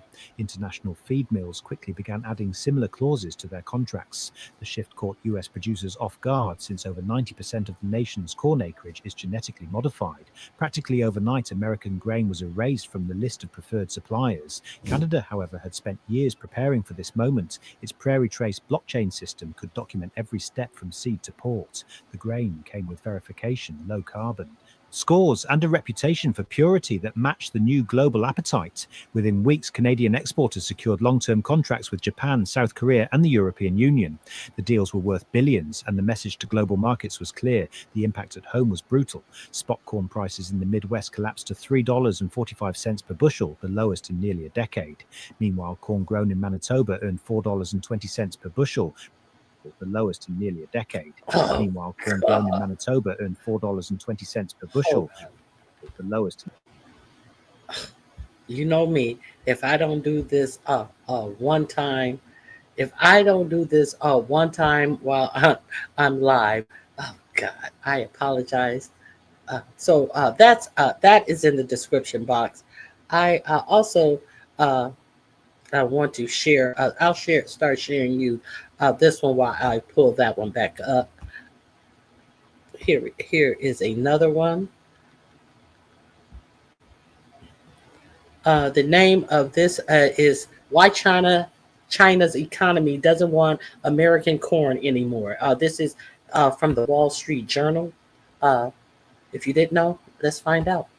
Of U.S. corn last year, even though it's the world's second largest. Now, let me ask you something. Does it make more sense that 4547 has put a 50% tariff on Brazil because of what they did, how they're treating their last dictator, oligarch president, or does this make more sense? Why 4547 has put a 50% tariff on Brazil? Is it because of how they're treating the last president who was kind of a mirror image of himself? Or does this make more sense? I don't know. This makes more sense to me. But hey, who knows? It's not like I can figure out crazy. See that growth as supportive for their demand going forward. For a long time, Brazil was known for having a volatile corn supply. But the country is now producing far more corn than ever past the U.S. in corn production. There's a lot of room to grow, and that's what they're doing. They're aggressively growing. This could pose significant competition for the U.S., especially in light of other circumstances facing the country's corn market. Let me make sure my mic is on. In my opinion, and yes, the war has impacted that. In my opinion, this is why 4547 put a 50% tariff on Brazil. And what's up? So what are these U.S. farmers going to do when they can't sell their farm? They're going to lose their farms like they have been all over the place. And why is your vice president, J.D. Vance, if you remember that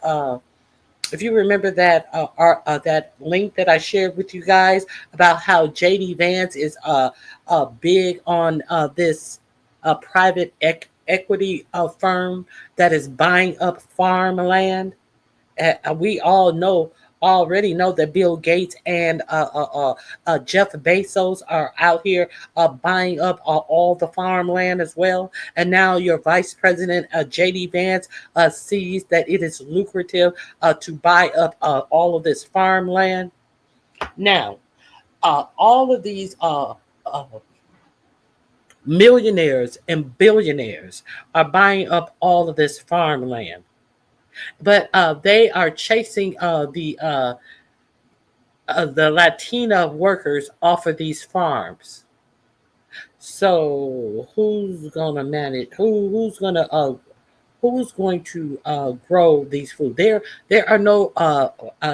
are a lot of private farms that have gone under.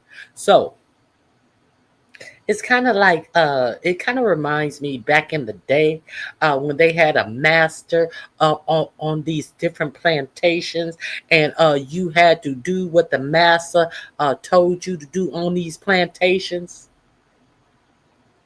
If you don't understand that the only plan in that is set up for Black Americans is going to be abysmal.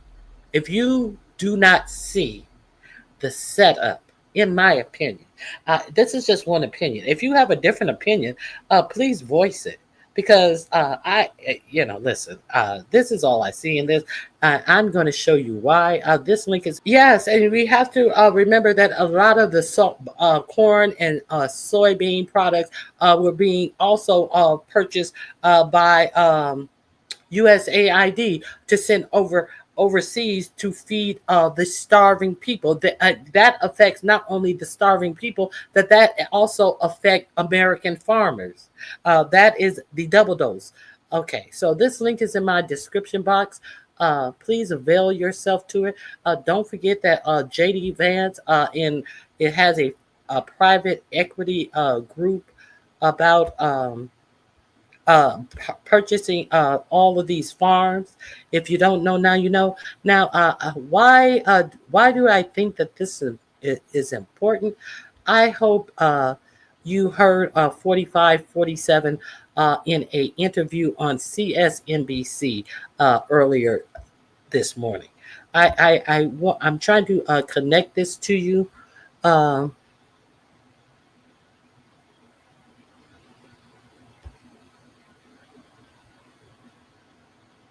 Here we go. CSNBC.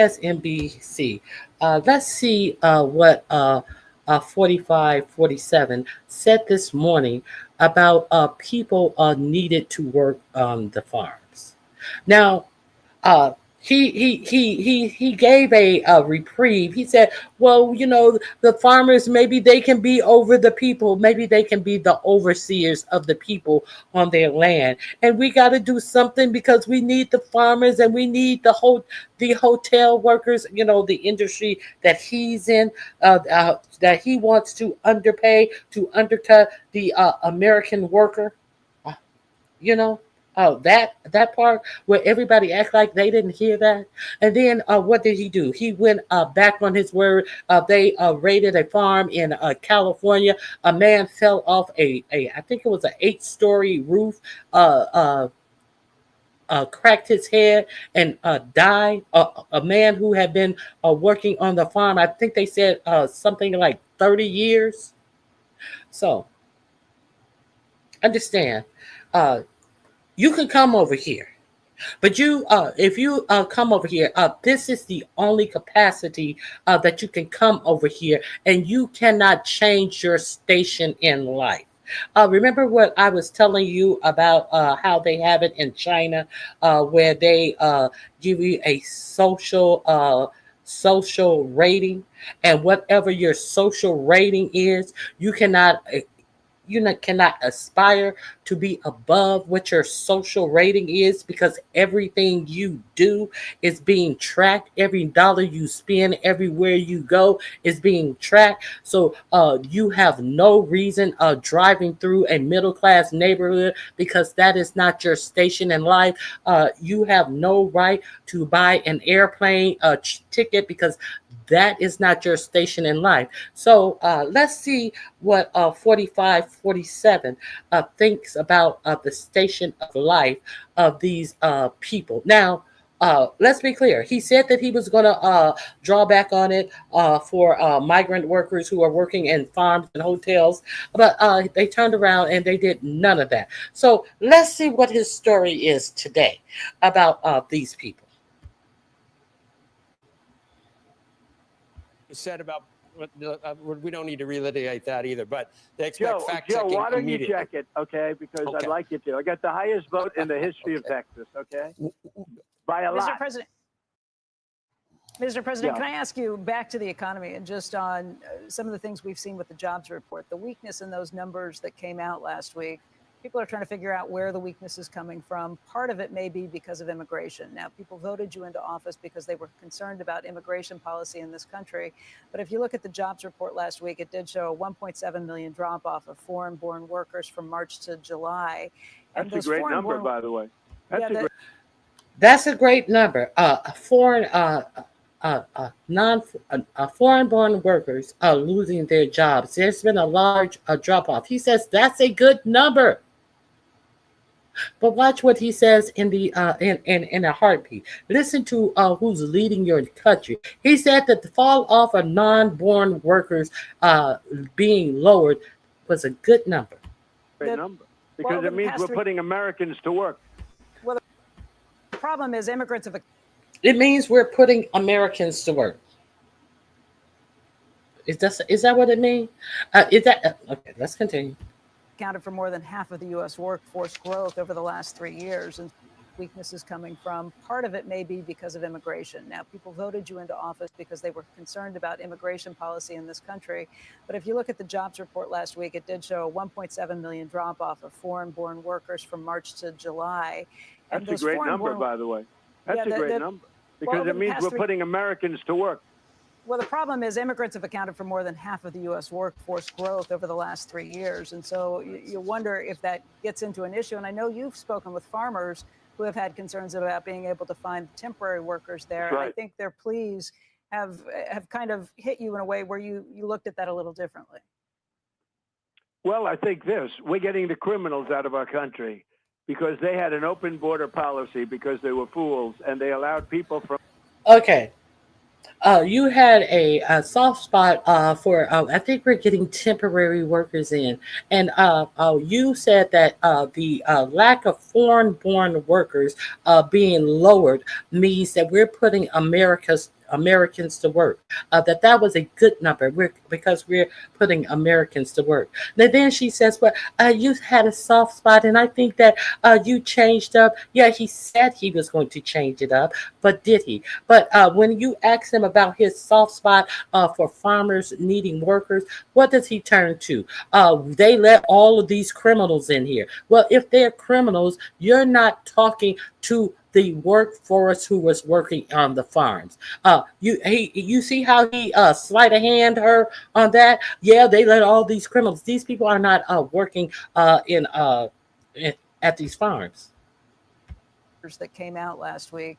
People are trying to figure out where the weakness is coming from. Part of it may be because of immigration. Now, people voted you into office because they were concerned about immigration policy in this country. But if you look at the jobs report last week, it did show a 1.7 million drop off of foreign-born workers from March to July. And That's a great number, by the way. That's a great number because it means we're putting Americans to work.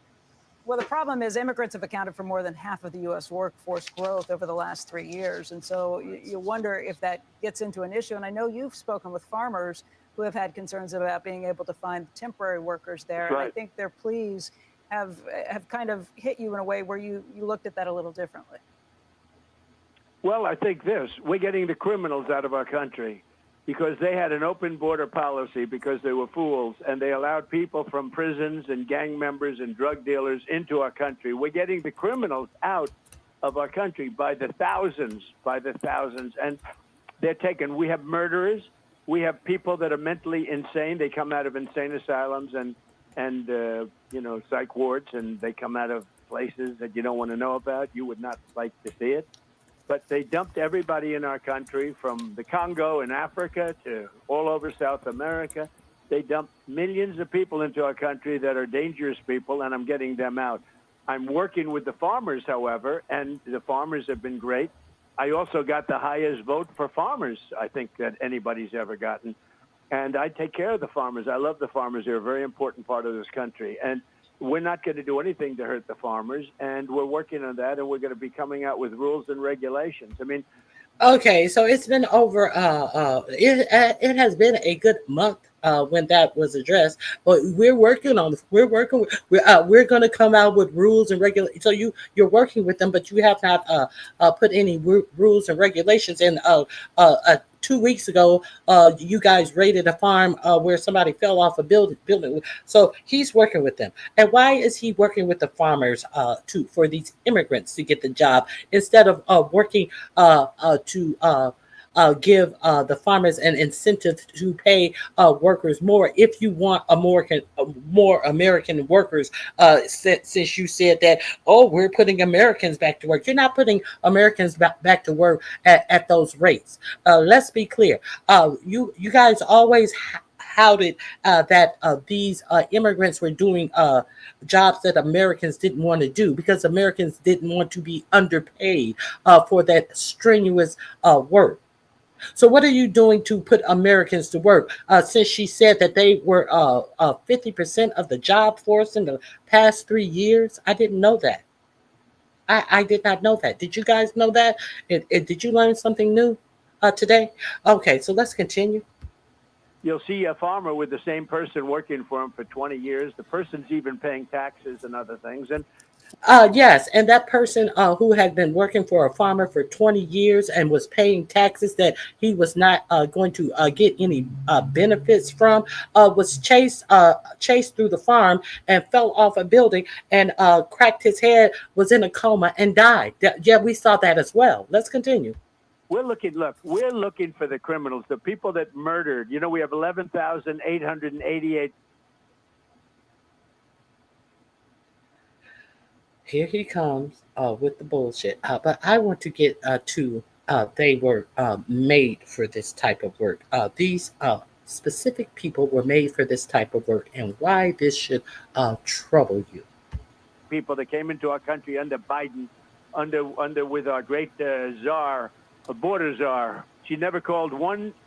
You know, she was a border czar. She never went to the border, and she never made one call to the Border Patrol. You know, other than that, she did a great job.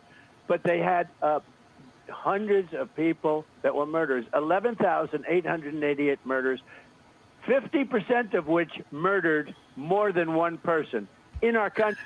Okay, 50% murdered more than one person. 11,000 sub. So if there were so many murderers in the country that they let in, that you can pinpoint it down to a number, why were 75 or 80% of the 300 and something people that you sent to CPAC have no record, criminal or a civil record at all? How come you didn't send them to CCOT? Okay, let's continue. We've already gotten a lot of them out, and some of them are so dangerous we don't want to bring them back. We want to put them in our own prison because we don't. Well, you got a lot of them out. What is that number? Surely, if you know it was that number and you got a lot of them out, you should have a number, because you are saying specific people were multiple murdered multiple people. Surely you have that number. A bunch of fucking bullshit talk. Okay, let's be clear. Let's not forget I gave you the story of how last week they got all the murderers out and all of this type of stuff. Weren't your administration and you Republicans always throwing up the Mexican cartels, these cartels, and bringing fentanyl and all of this and unaliving people all over the place? Didn't you last week bring 17 members of the El Chapo family, drug family, alleged cartel family, alleged drug families into the United States, since you have the new leader of El Chapo in jail? His son, wouldn't he be a part of a cartel family? And why did you bring 17 of his family members over to the United States? Because he was allegedly going to give up information. Do you think that he's going to give up real information? Do you think that drug dealers give up real information? Or do you think they just give up little information about the low-hanging fruit on the drug sale trade? Excuse me? Let's continue. I want them coming back. But they people allowed who have been here for years paying- 11,888 murderers, many of which murdered more than one, into our population, and we're getting them out rapidly. But Mr. President, I just want to hear you clearly. You're saying the people who have been here for years and who have been even paying taxes, you're going to look at them very differently, and maybe they belong here in the workforce? I want to work with them, and in some cases, we're sending them back to their country with a pass back in legally, and we're doing things that are very difficult to do and very complex, but it works really well. We're sending them back, and then they're schooling, they're learning, they're coming in legally. We have a lot of that going on, but we're taking care of our.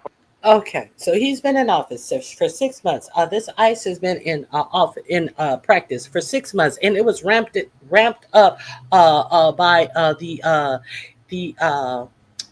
white supremacist Stephen Miller to collect 3,000 people per day, and we've seen the mayhem that has caused. But you want us to believe that you are doing this now. We have sent them back. They have got schooling. In the 1 to 6 months that they've been back, they done got schooling, and they came back legally. You have a legal pathway for them to come back when you have shut down all asylum claims for them to come back. Yeah, see, this is what he's saying. That they have deported people. They done went back home. They done got schooling, whatever schooling means. And they have come back. That's what this motherfucker just lied and said to you. Did you hear it? Let's hear it again. Look at them very differently, and maybe they belong here in the workforce? I want to work with them, and in some cases, we're sending them back to their country with a pass back in legally, and we're doing things that are very difficult to do and very complex, but it works really well. We're sending them back, and then they're schooling, they're learning, they're coming in legally. We have a lot of that going on, but we're taking care of our farmers. We can't let our farmers not have anybody, these people that you can't replace them very easily. People that. Oh, now these are irreplaceable people. You can't replace them easily. So what the fuck do they need to go home and get schooling for? They're not using any intellectual material to produce their job. They're using harsh physical labor. You cannot replace these people. You can't replace these people with all of these meth heads that are running around because of all of this alleged fentanyl that's coming to the country. You can't replace these people. Why can't you replace these people? Let's see what eugenic type of bullshit that this motherfucker is going to say, how you can't replace these people. They are built for this type of work, and that's the only work that they are built for. And god damn it, if they try to move out of their station of what I say that their body is built for, I'm going to call them murderers, and I'm going to haul them out of this country, and I'm going to sit up here and lie and act like I'm not hauling all of them out of the country and saying that they came back after they had some schooling. What type of schooling did they get in Mexico to work on a fucking farm? What type of schooling did they get? Carry on. Live in the inner city are not doing that work. They're just not doing that work. And they've tried, we've tried, everybody tried. They don't do it. These people do it naturally. The people in inner cities, they're not doing it. They tried, we tried. They just you inner city people just refuse to do this harsh labor. Now he's saying that these Latinos are built for it. The inner city are not doing that work. They're just not doing that work. And they've tried, we've tried, everybody tried. They don't do it. These people do it naturally. I said, what happens if they get it to a farmer the other day? What happens if they get a bad back? He said, they don't get a bad back, sir, because if they get a bad back, they die. I said, did you hear that shit? I asked the farmer. What farmer did you ask? You were over in Scotland. When did you have time the day to talk to a farmer who told you that if someone who is working in the fields get a bad back, they die? And why would they die?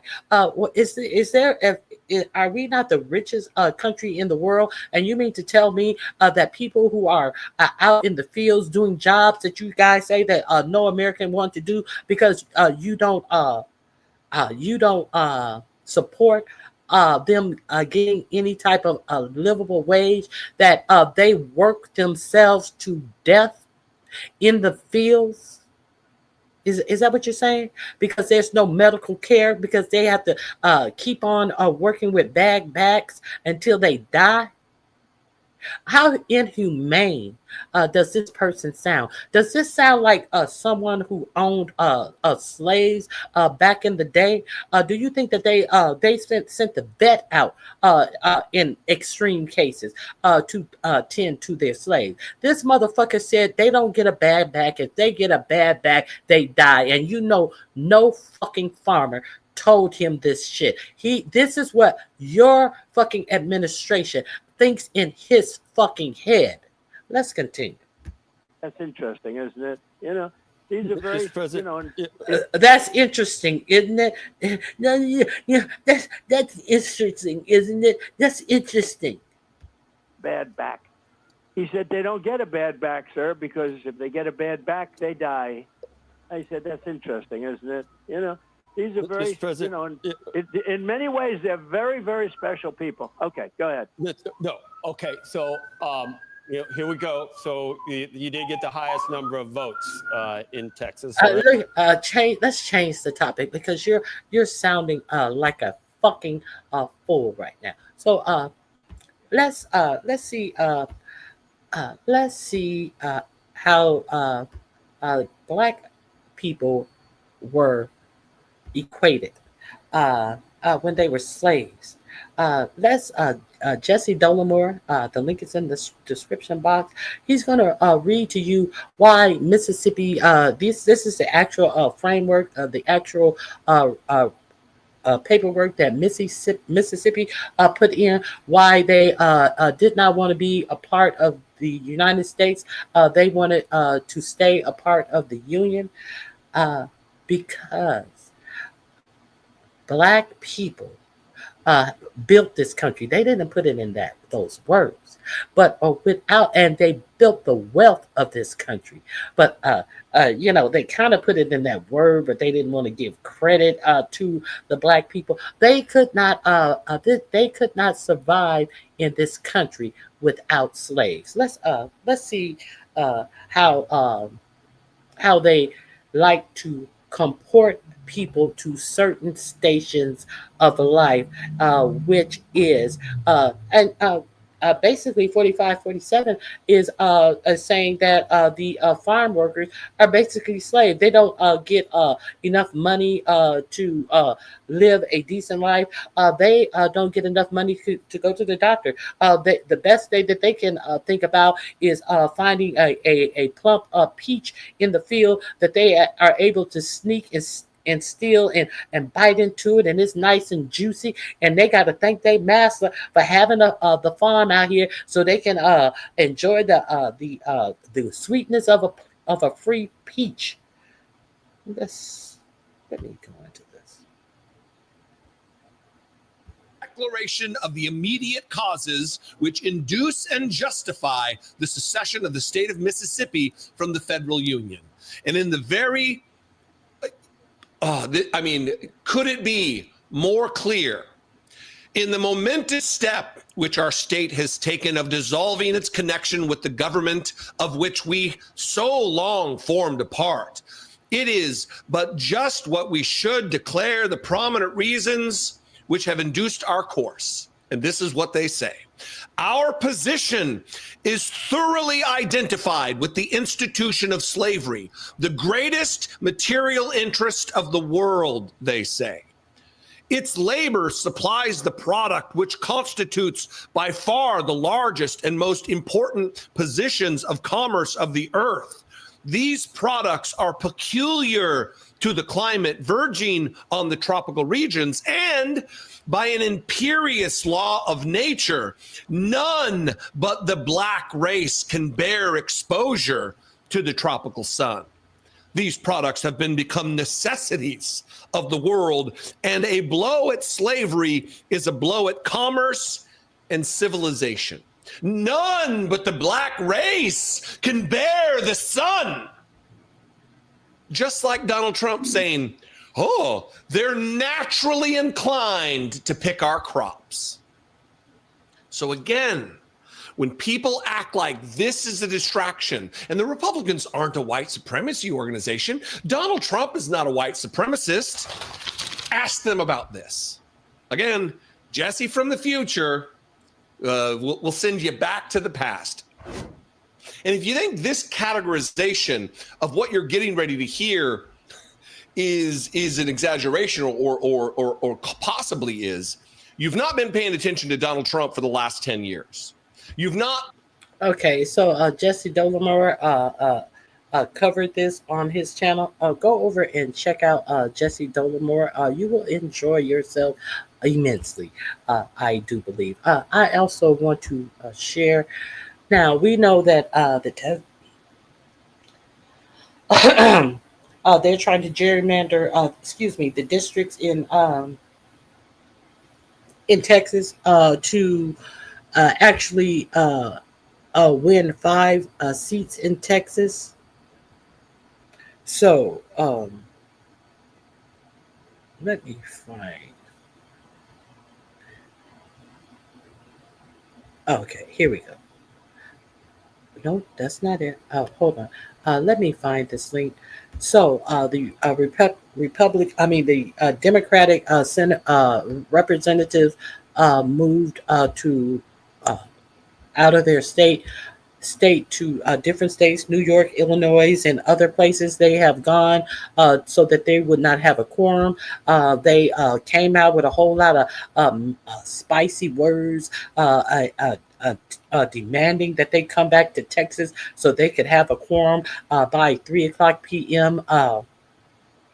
On yesterday. They did not return for the quorum. The chair was saying that arrest warrants should be put out, and they should go to their houses or anywhere they think they could find them in Texas and drag them back to the house to make a quorum.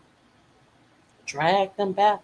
I just want you to understand that these are mostly black districts that they want to split up and split the people up and put them into mostly white districts, so there will be no concise black voice in Texas, since they will nullify their vote by splitting up these different pockets of voters into a mostly white voting pocket. Okay, so I would be remiss if I didn't also tell you that this current map, that this is what is lost on this story as well. I would be remiss if I didn't tell you that this actual current map that Texas is using, they have already sued about this current map that they're using in Texas. And instead of waiting to see what the outcome of that case is going to be about this current gerrymandered map that they won 3 seats in this current map that they're using. They want to gerrymander that same map that they just gerrymandered 3 years ago, and so they saw that it worked. So they want to gerrymander it more because there are some Republicans who are saying that they are not running for office anymore, and so they want to 45-47 explicitly came out and said that they need about 4 or 5 more seats in Texas. Now, at a time when Texas had on the scheduled docket to discuss their dismal FEMA, their abysmal reaction to the floods, they decided to put this gerrymander gerrymandering in the schedule. Now they are blaming the Democrats for not wanting to talk about the FEMA, the response to the flood. They are saying that the Democrats are not being beholden to their jobs and discussing the things that is important to Texans. Well, you can how come there hasn't been how come that was the first thing that they wanted to talk about? They gave them a little time to review the map, and then they said, we're going to vote on this tomorrow. Okay, so I want to share with you uh, Jolanda Jones. She is an attorney herself. She is a representative of Texas. And if you have not seen her response to what's going on in Texas, Jolanda Jones is in New York City. They're trying to take away the people who represent black districts. They're trying to cut those districts up. I understand that, the most people from Texas that we may see around here are only consumed with shaking their ass for cash apps and running plays. But I think that there are some people like Bertha May, is a person who may want to go out and vote and want to her vote to represent her voice. So let's see what State Representative Jolanda Jones of Houston had to say about this. She represents Houston, maybe kind of like unlike you are used or accustomed to seeing Houston being represented on this app. But let's see what she had to say. So let me be clear. I'm a lawyer. A part of my practice is criminal defense work. There is no felony in the Texas Penal Code for what he says. So, I would be remiss if I said that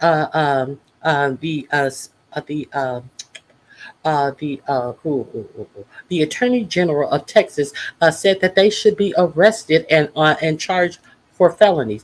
I would also be remiss if they are trying to say that they have been derelict in duty and they should be taken out of their position, and Greg Abbott should appoint somebody to the positions that they have been elected to by their constituents. They want to remove them from office and arrest them on some felony of which you hear there is no such felony that exists. I was remiss. Now let's hear the Texas Penal Code for what he says. So respectfully, he's making up some shit. Okay? He's trying to get sound bites, and he has no legal mechanism. And if he did, subpoenas from Texas don't work in New York. So he gonna come get us how? Subpoenas in Texas don't work in Chicago. He's gonna come get us how? So let me be clear. He's putting up smoke and mirrors. And I'm hopeful that the media doesn't follow that. I will also say this. I was on the redistricting committee. I sat in on the meetings. We had 3 sham hearings with no maps, where people were forced to testify that they were neutral on the maps because of our processes, when actually, I would say about 99.9% of the people were against it. So they set it up. So when the litigation happens, because it's going to happen, trust and believe, right?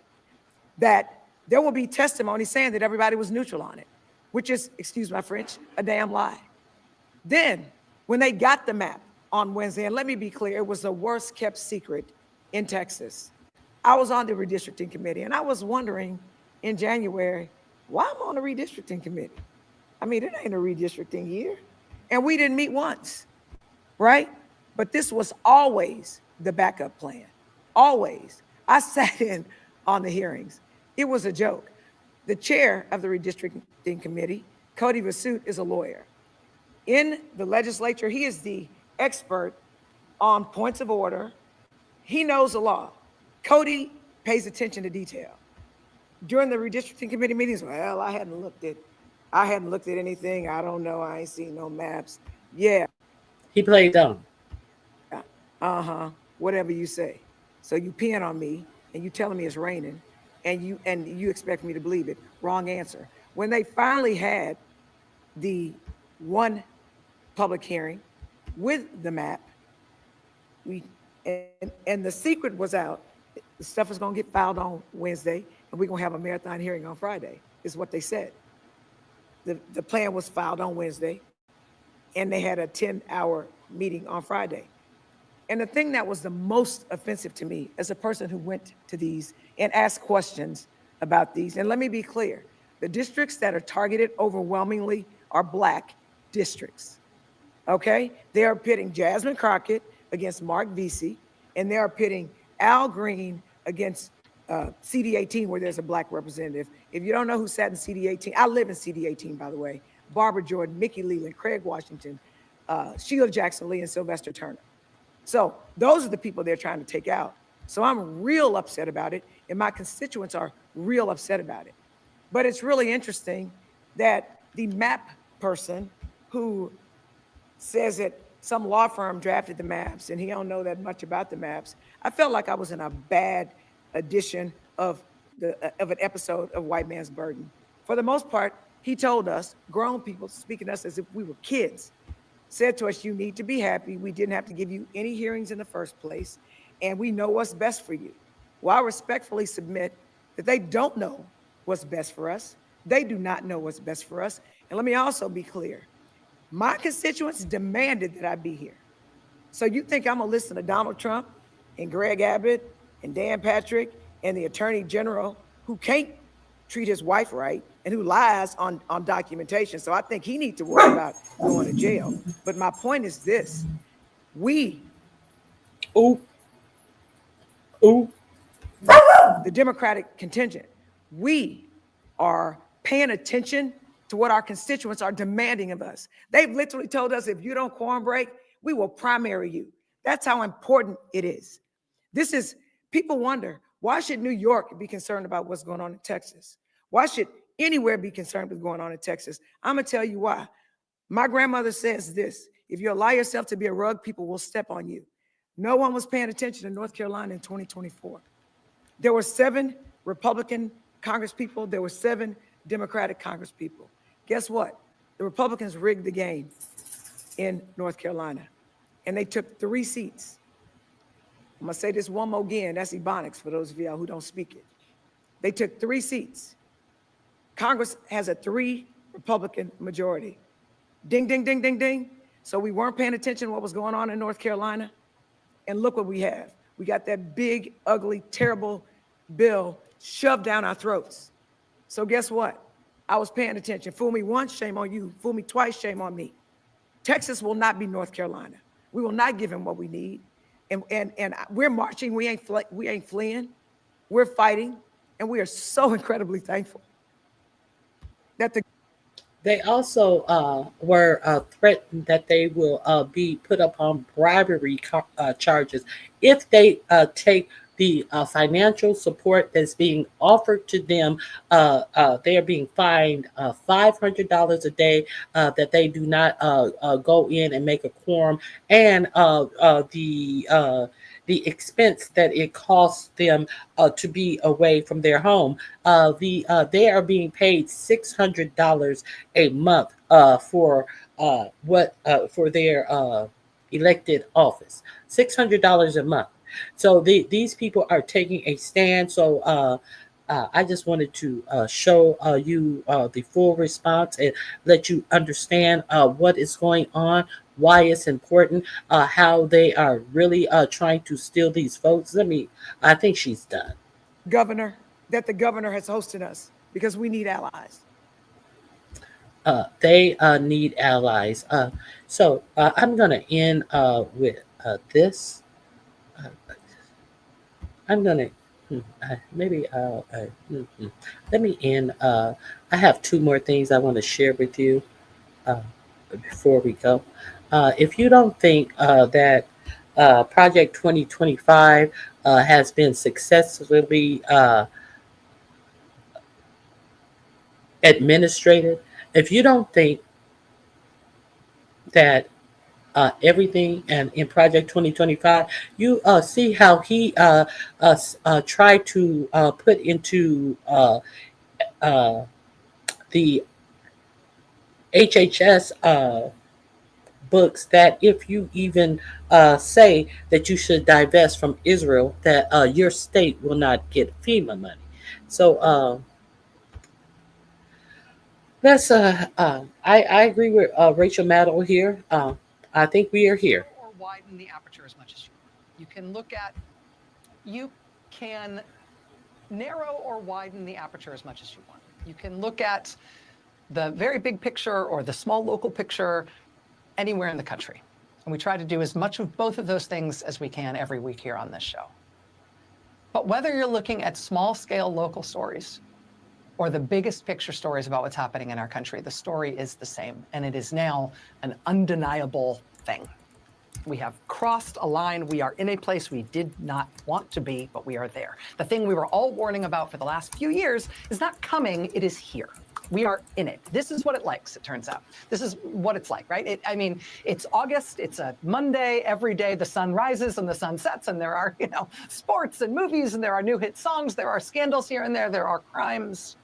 There's everybody's personal quotient of family drama and health worries and money worries and falling in and out of love and in and out of faith. Life has not stopped, and none of our personal lives have stopped. But also at the same time, life in the United States is profoundly changing, is profoundly different than it was even 6 months ago. Because we do now live in a country that has an authoritarian leader in charge. We have a consolidating dictatorship in our country. And it sounds melodramatic to say it, I know, but just go with that for a minute, right? Think in melodramatic terms, think in cinematic terms. Imagine the cartoon level caricature of what you think a dictatorship looks like. I mean, it's secret police, right? A massive, anonymous, unbadged, literally masked, totally unaccountable internal police force that apparently has infinite funding, but no identifiable leadership. And they act in ways designed to instill maximum fear and use maximum force.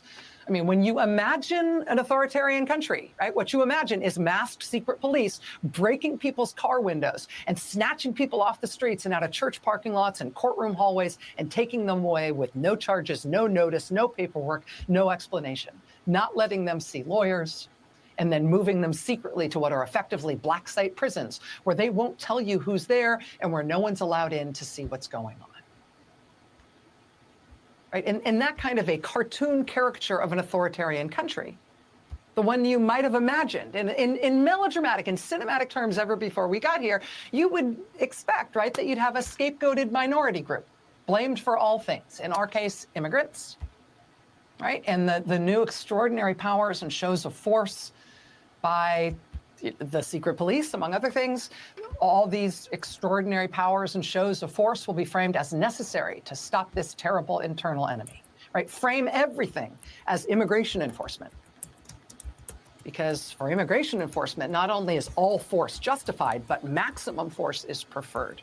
And they're trying to make it into a national entertainment to threaten to feed immigrants to alligators in South Florida, right? They're making them eat off dishes on the floor, like they're dogs, the Chrome Detention Center in Florida. They want us to like that, right? The Republican Party wants. They want to normalize that. They want you to be like that is something normal. For them to have handcuffed people, put their plates of food on the floor, and tell them to bend over and eat the food like a dog. They want to tell. They want to sell memorabilia. They want to get you to buy in to that. This is just some normal behavior. I wonder when, what other time in history did they try to normalize brutality? They want you to ignore. They're okay without the media not being allowed in Gaza. We are living in some real inhumane times where people are doing and saying things in the broad daylight. Is what I'm telling you. Okay, so we have arrived. Is what Rachel Maddow is saying. Let's continue. Sell T-shirts about that. And if you think it's only about immigrants. Take the president's own word for it when he says the homegrowns are next. And then he starts musing publicly about which Americans he intends to strip of their citizenship. In a cartoon caricature of an authoritarian country, displays of military might are not just for the country's external enemies, they're for the country's own people, right? Because in an authoritarian country, you turn military force inward toward the people of that country. And so now we've got these large and expanding military zones in multiple states where they have extended the legal boundaries of nearby military bases to include hundreds and hundreds of miles of nearby land. So they can give.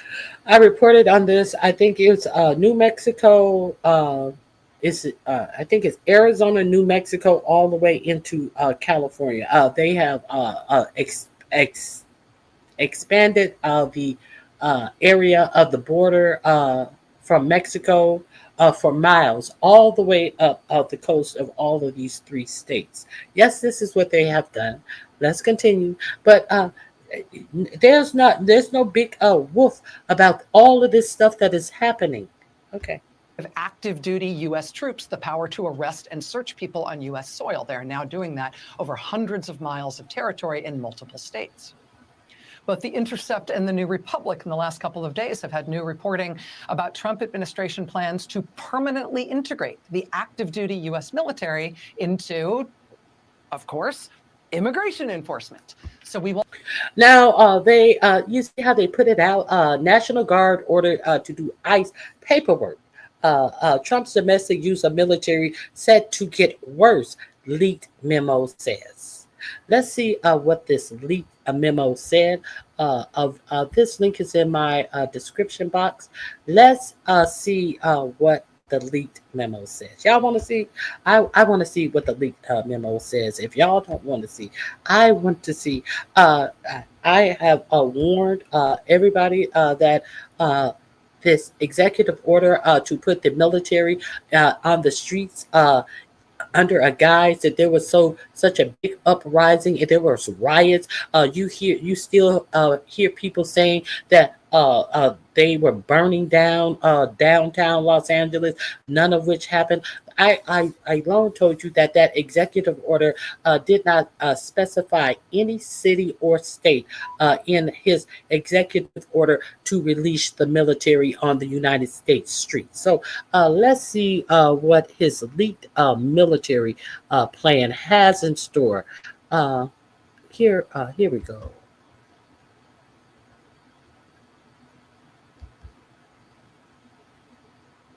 Here we go, right here. David Pakman, if you're not a subscriber to the David Pakman Show, the link is the last link in my description box. Go over there, and he is really good. He has some really good contact. He gets some really good stories. Let's go.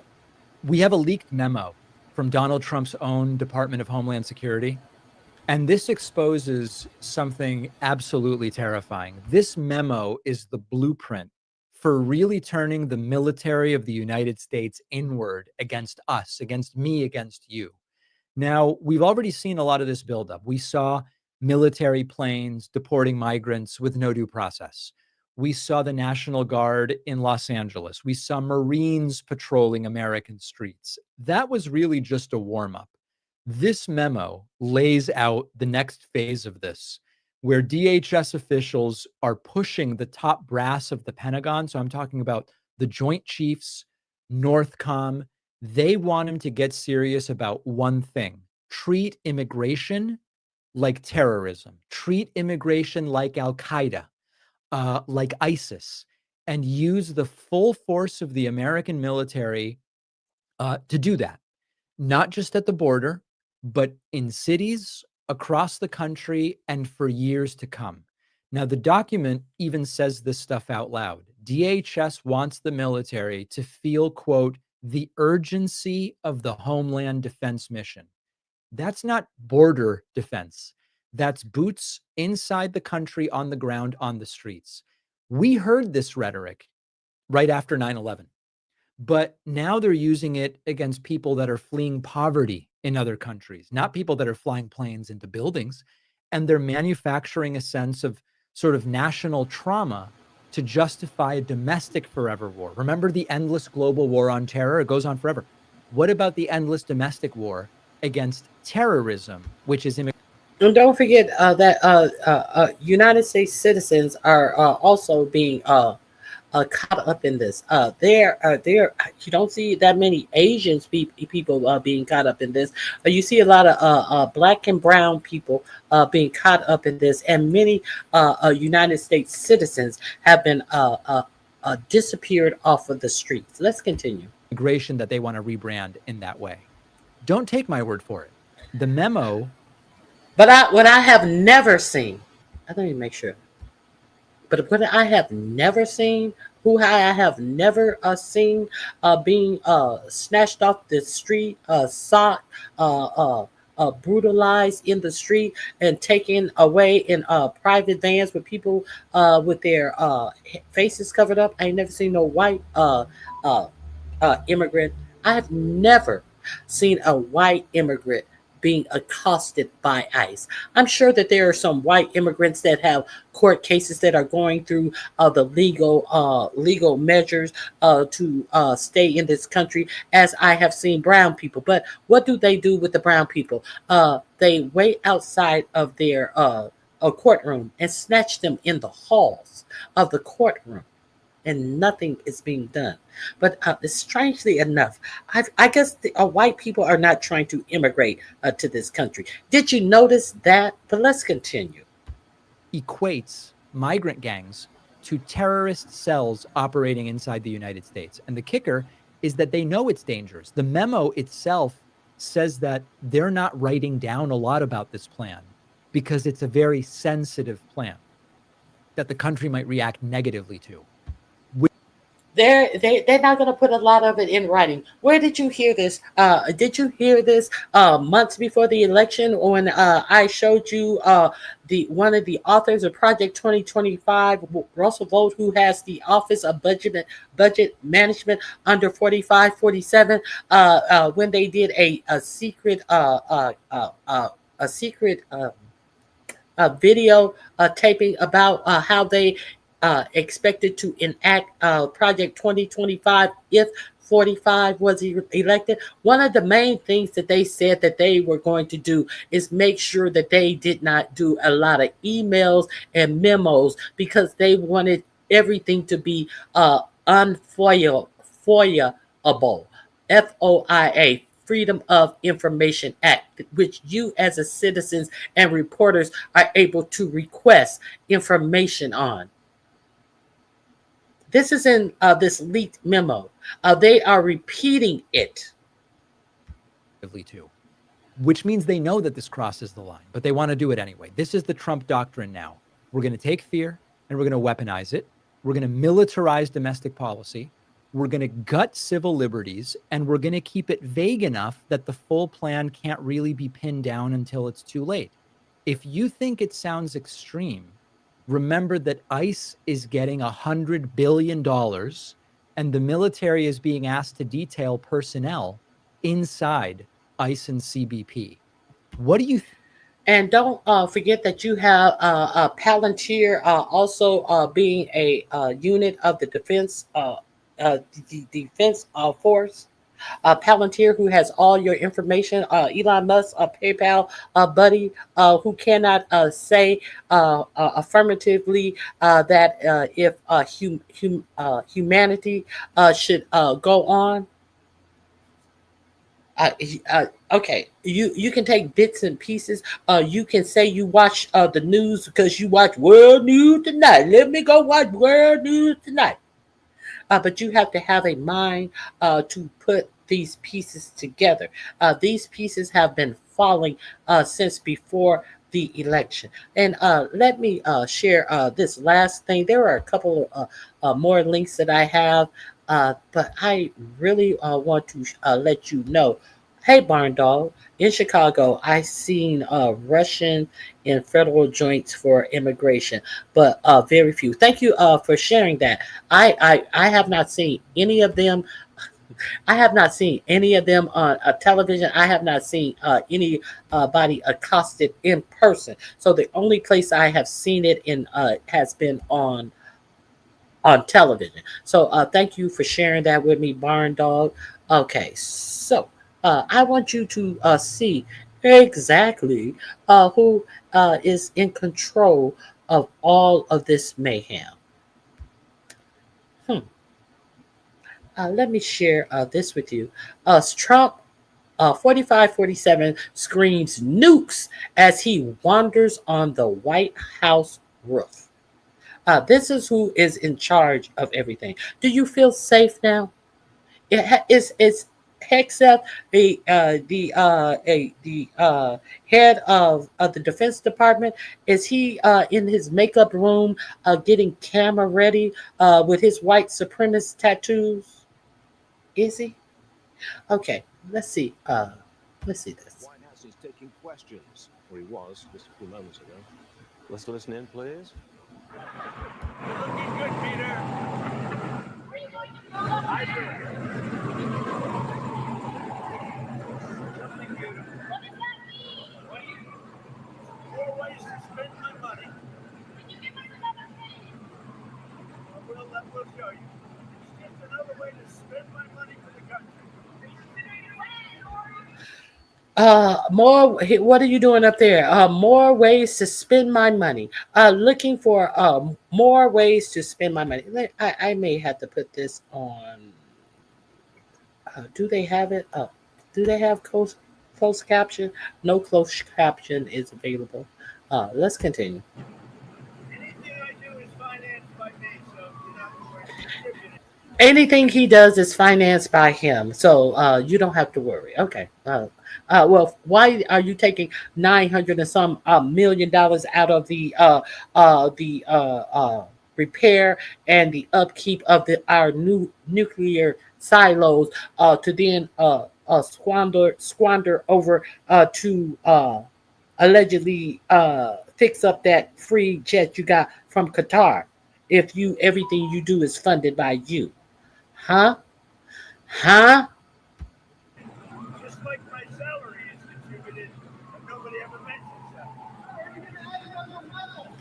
Shit, I contribute my salary too. If I'm allowed to go around and make private deals for my family at billions of shit, I give up $300,000 salary too. Shit, if I'm making billions off the job in plain sight with no shame and no one in the Republican side willing to hold me accountable for the profiteering in the White House, which is illegal, I would as well. You think I wouldn't? I sure would. Shit, I got some morals, but goddamn. If you ain't got none, shit, I can have enough to get me some billions too, wouldn't you? Imagine if Biden were to wander on the roof, going like this. Do you think we'd hear the end of it? No, of course not. Here's some more. He's talking about nuclear missiles.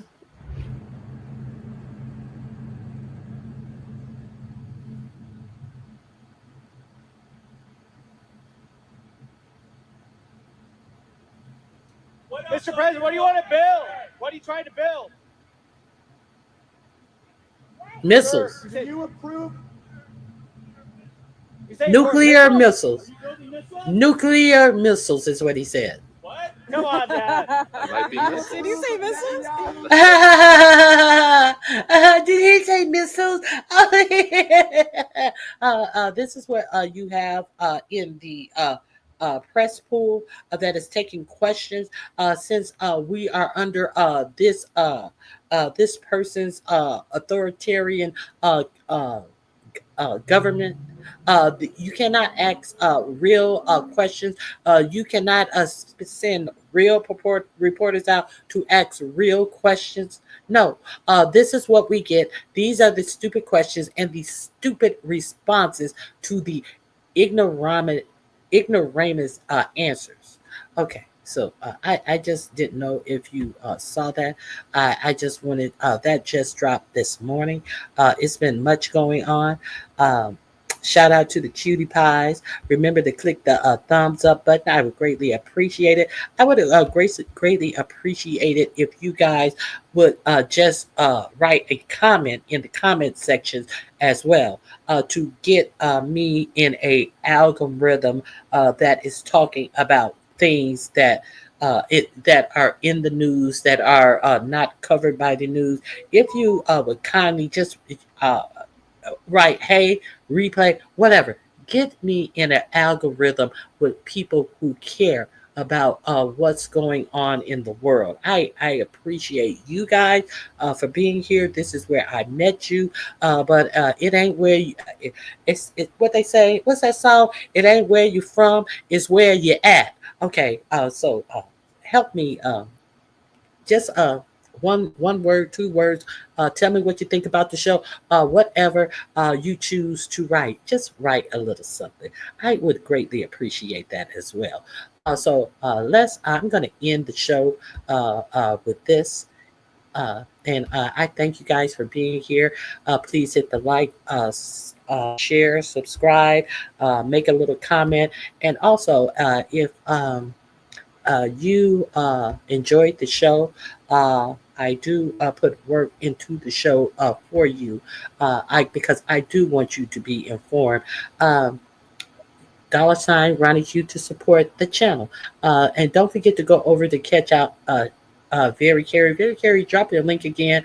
I thank you for being here. My mod, and I saw Stomp Down live earlier. I may go over and check him out. But this is all I want to end with. I hope you guys have a blessed remainder of your day. It's going to have to cut the bull, ladies and gentlemen. America is going to have to cut the bull.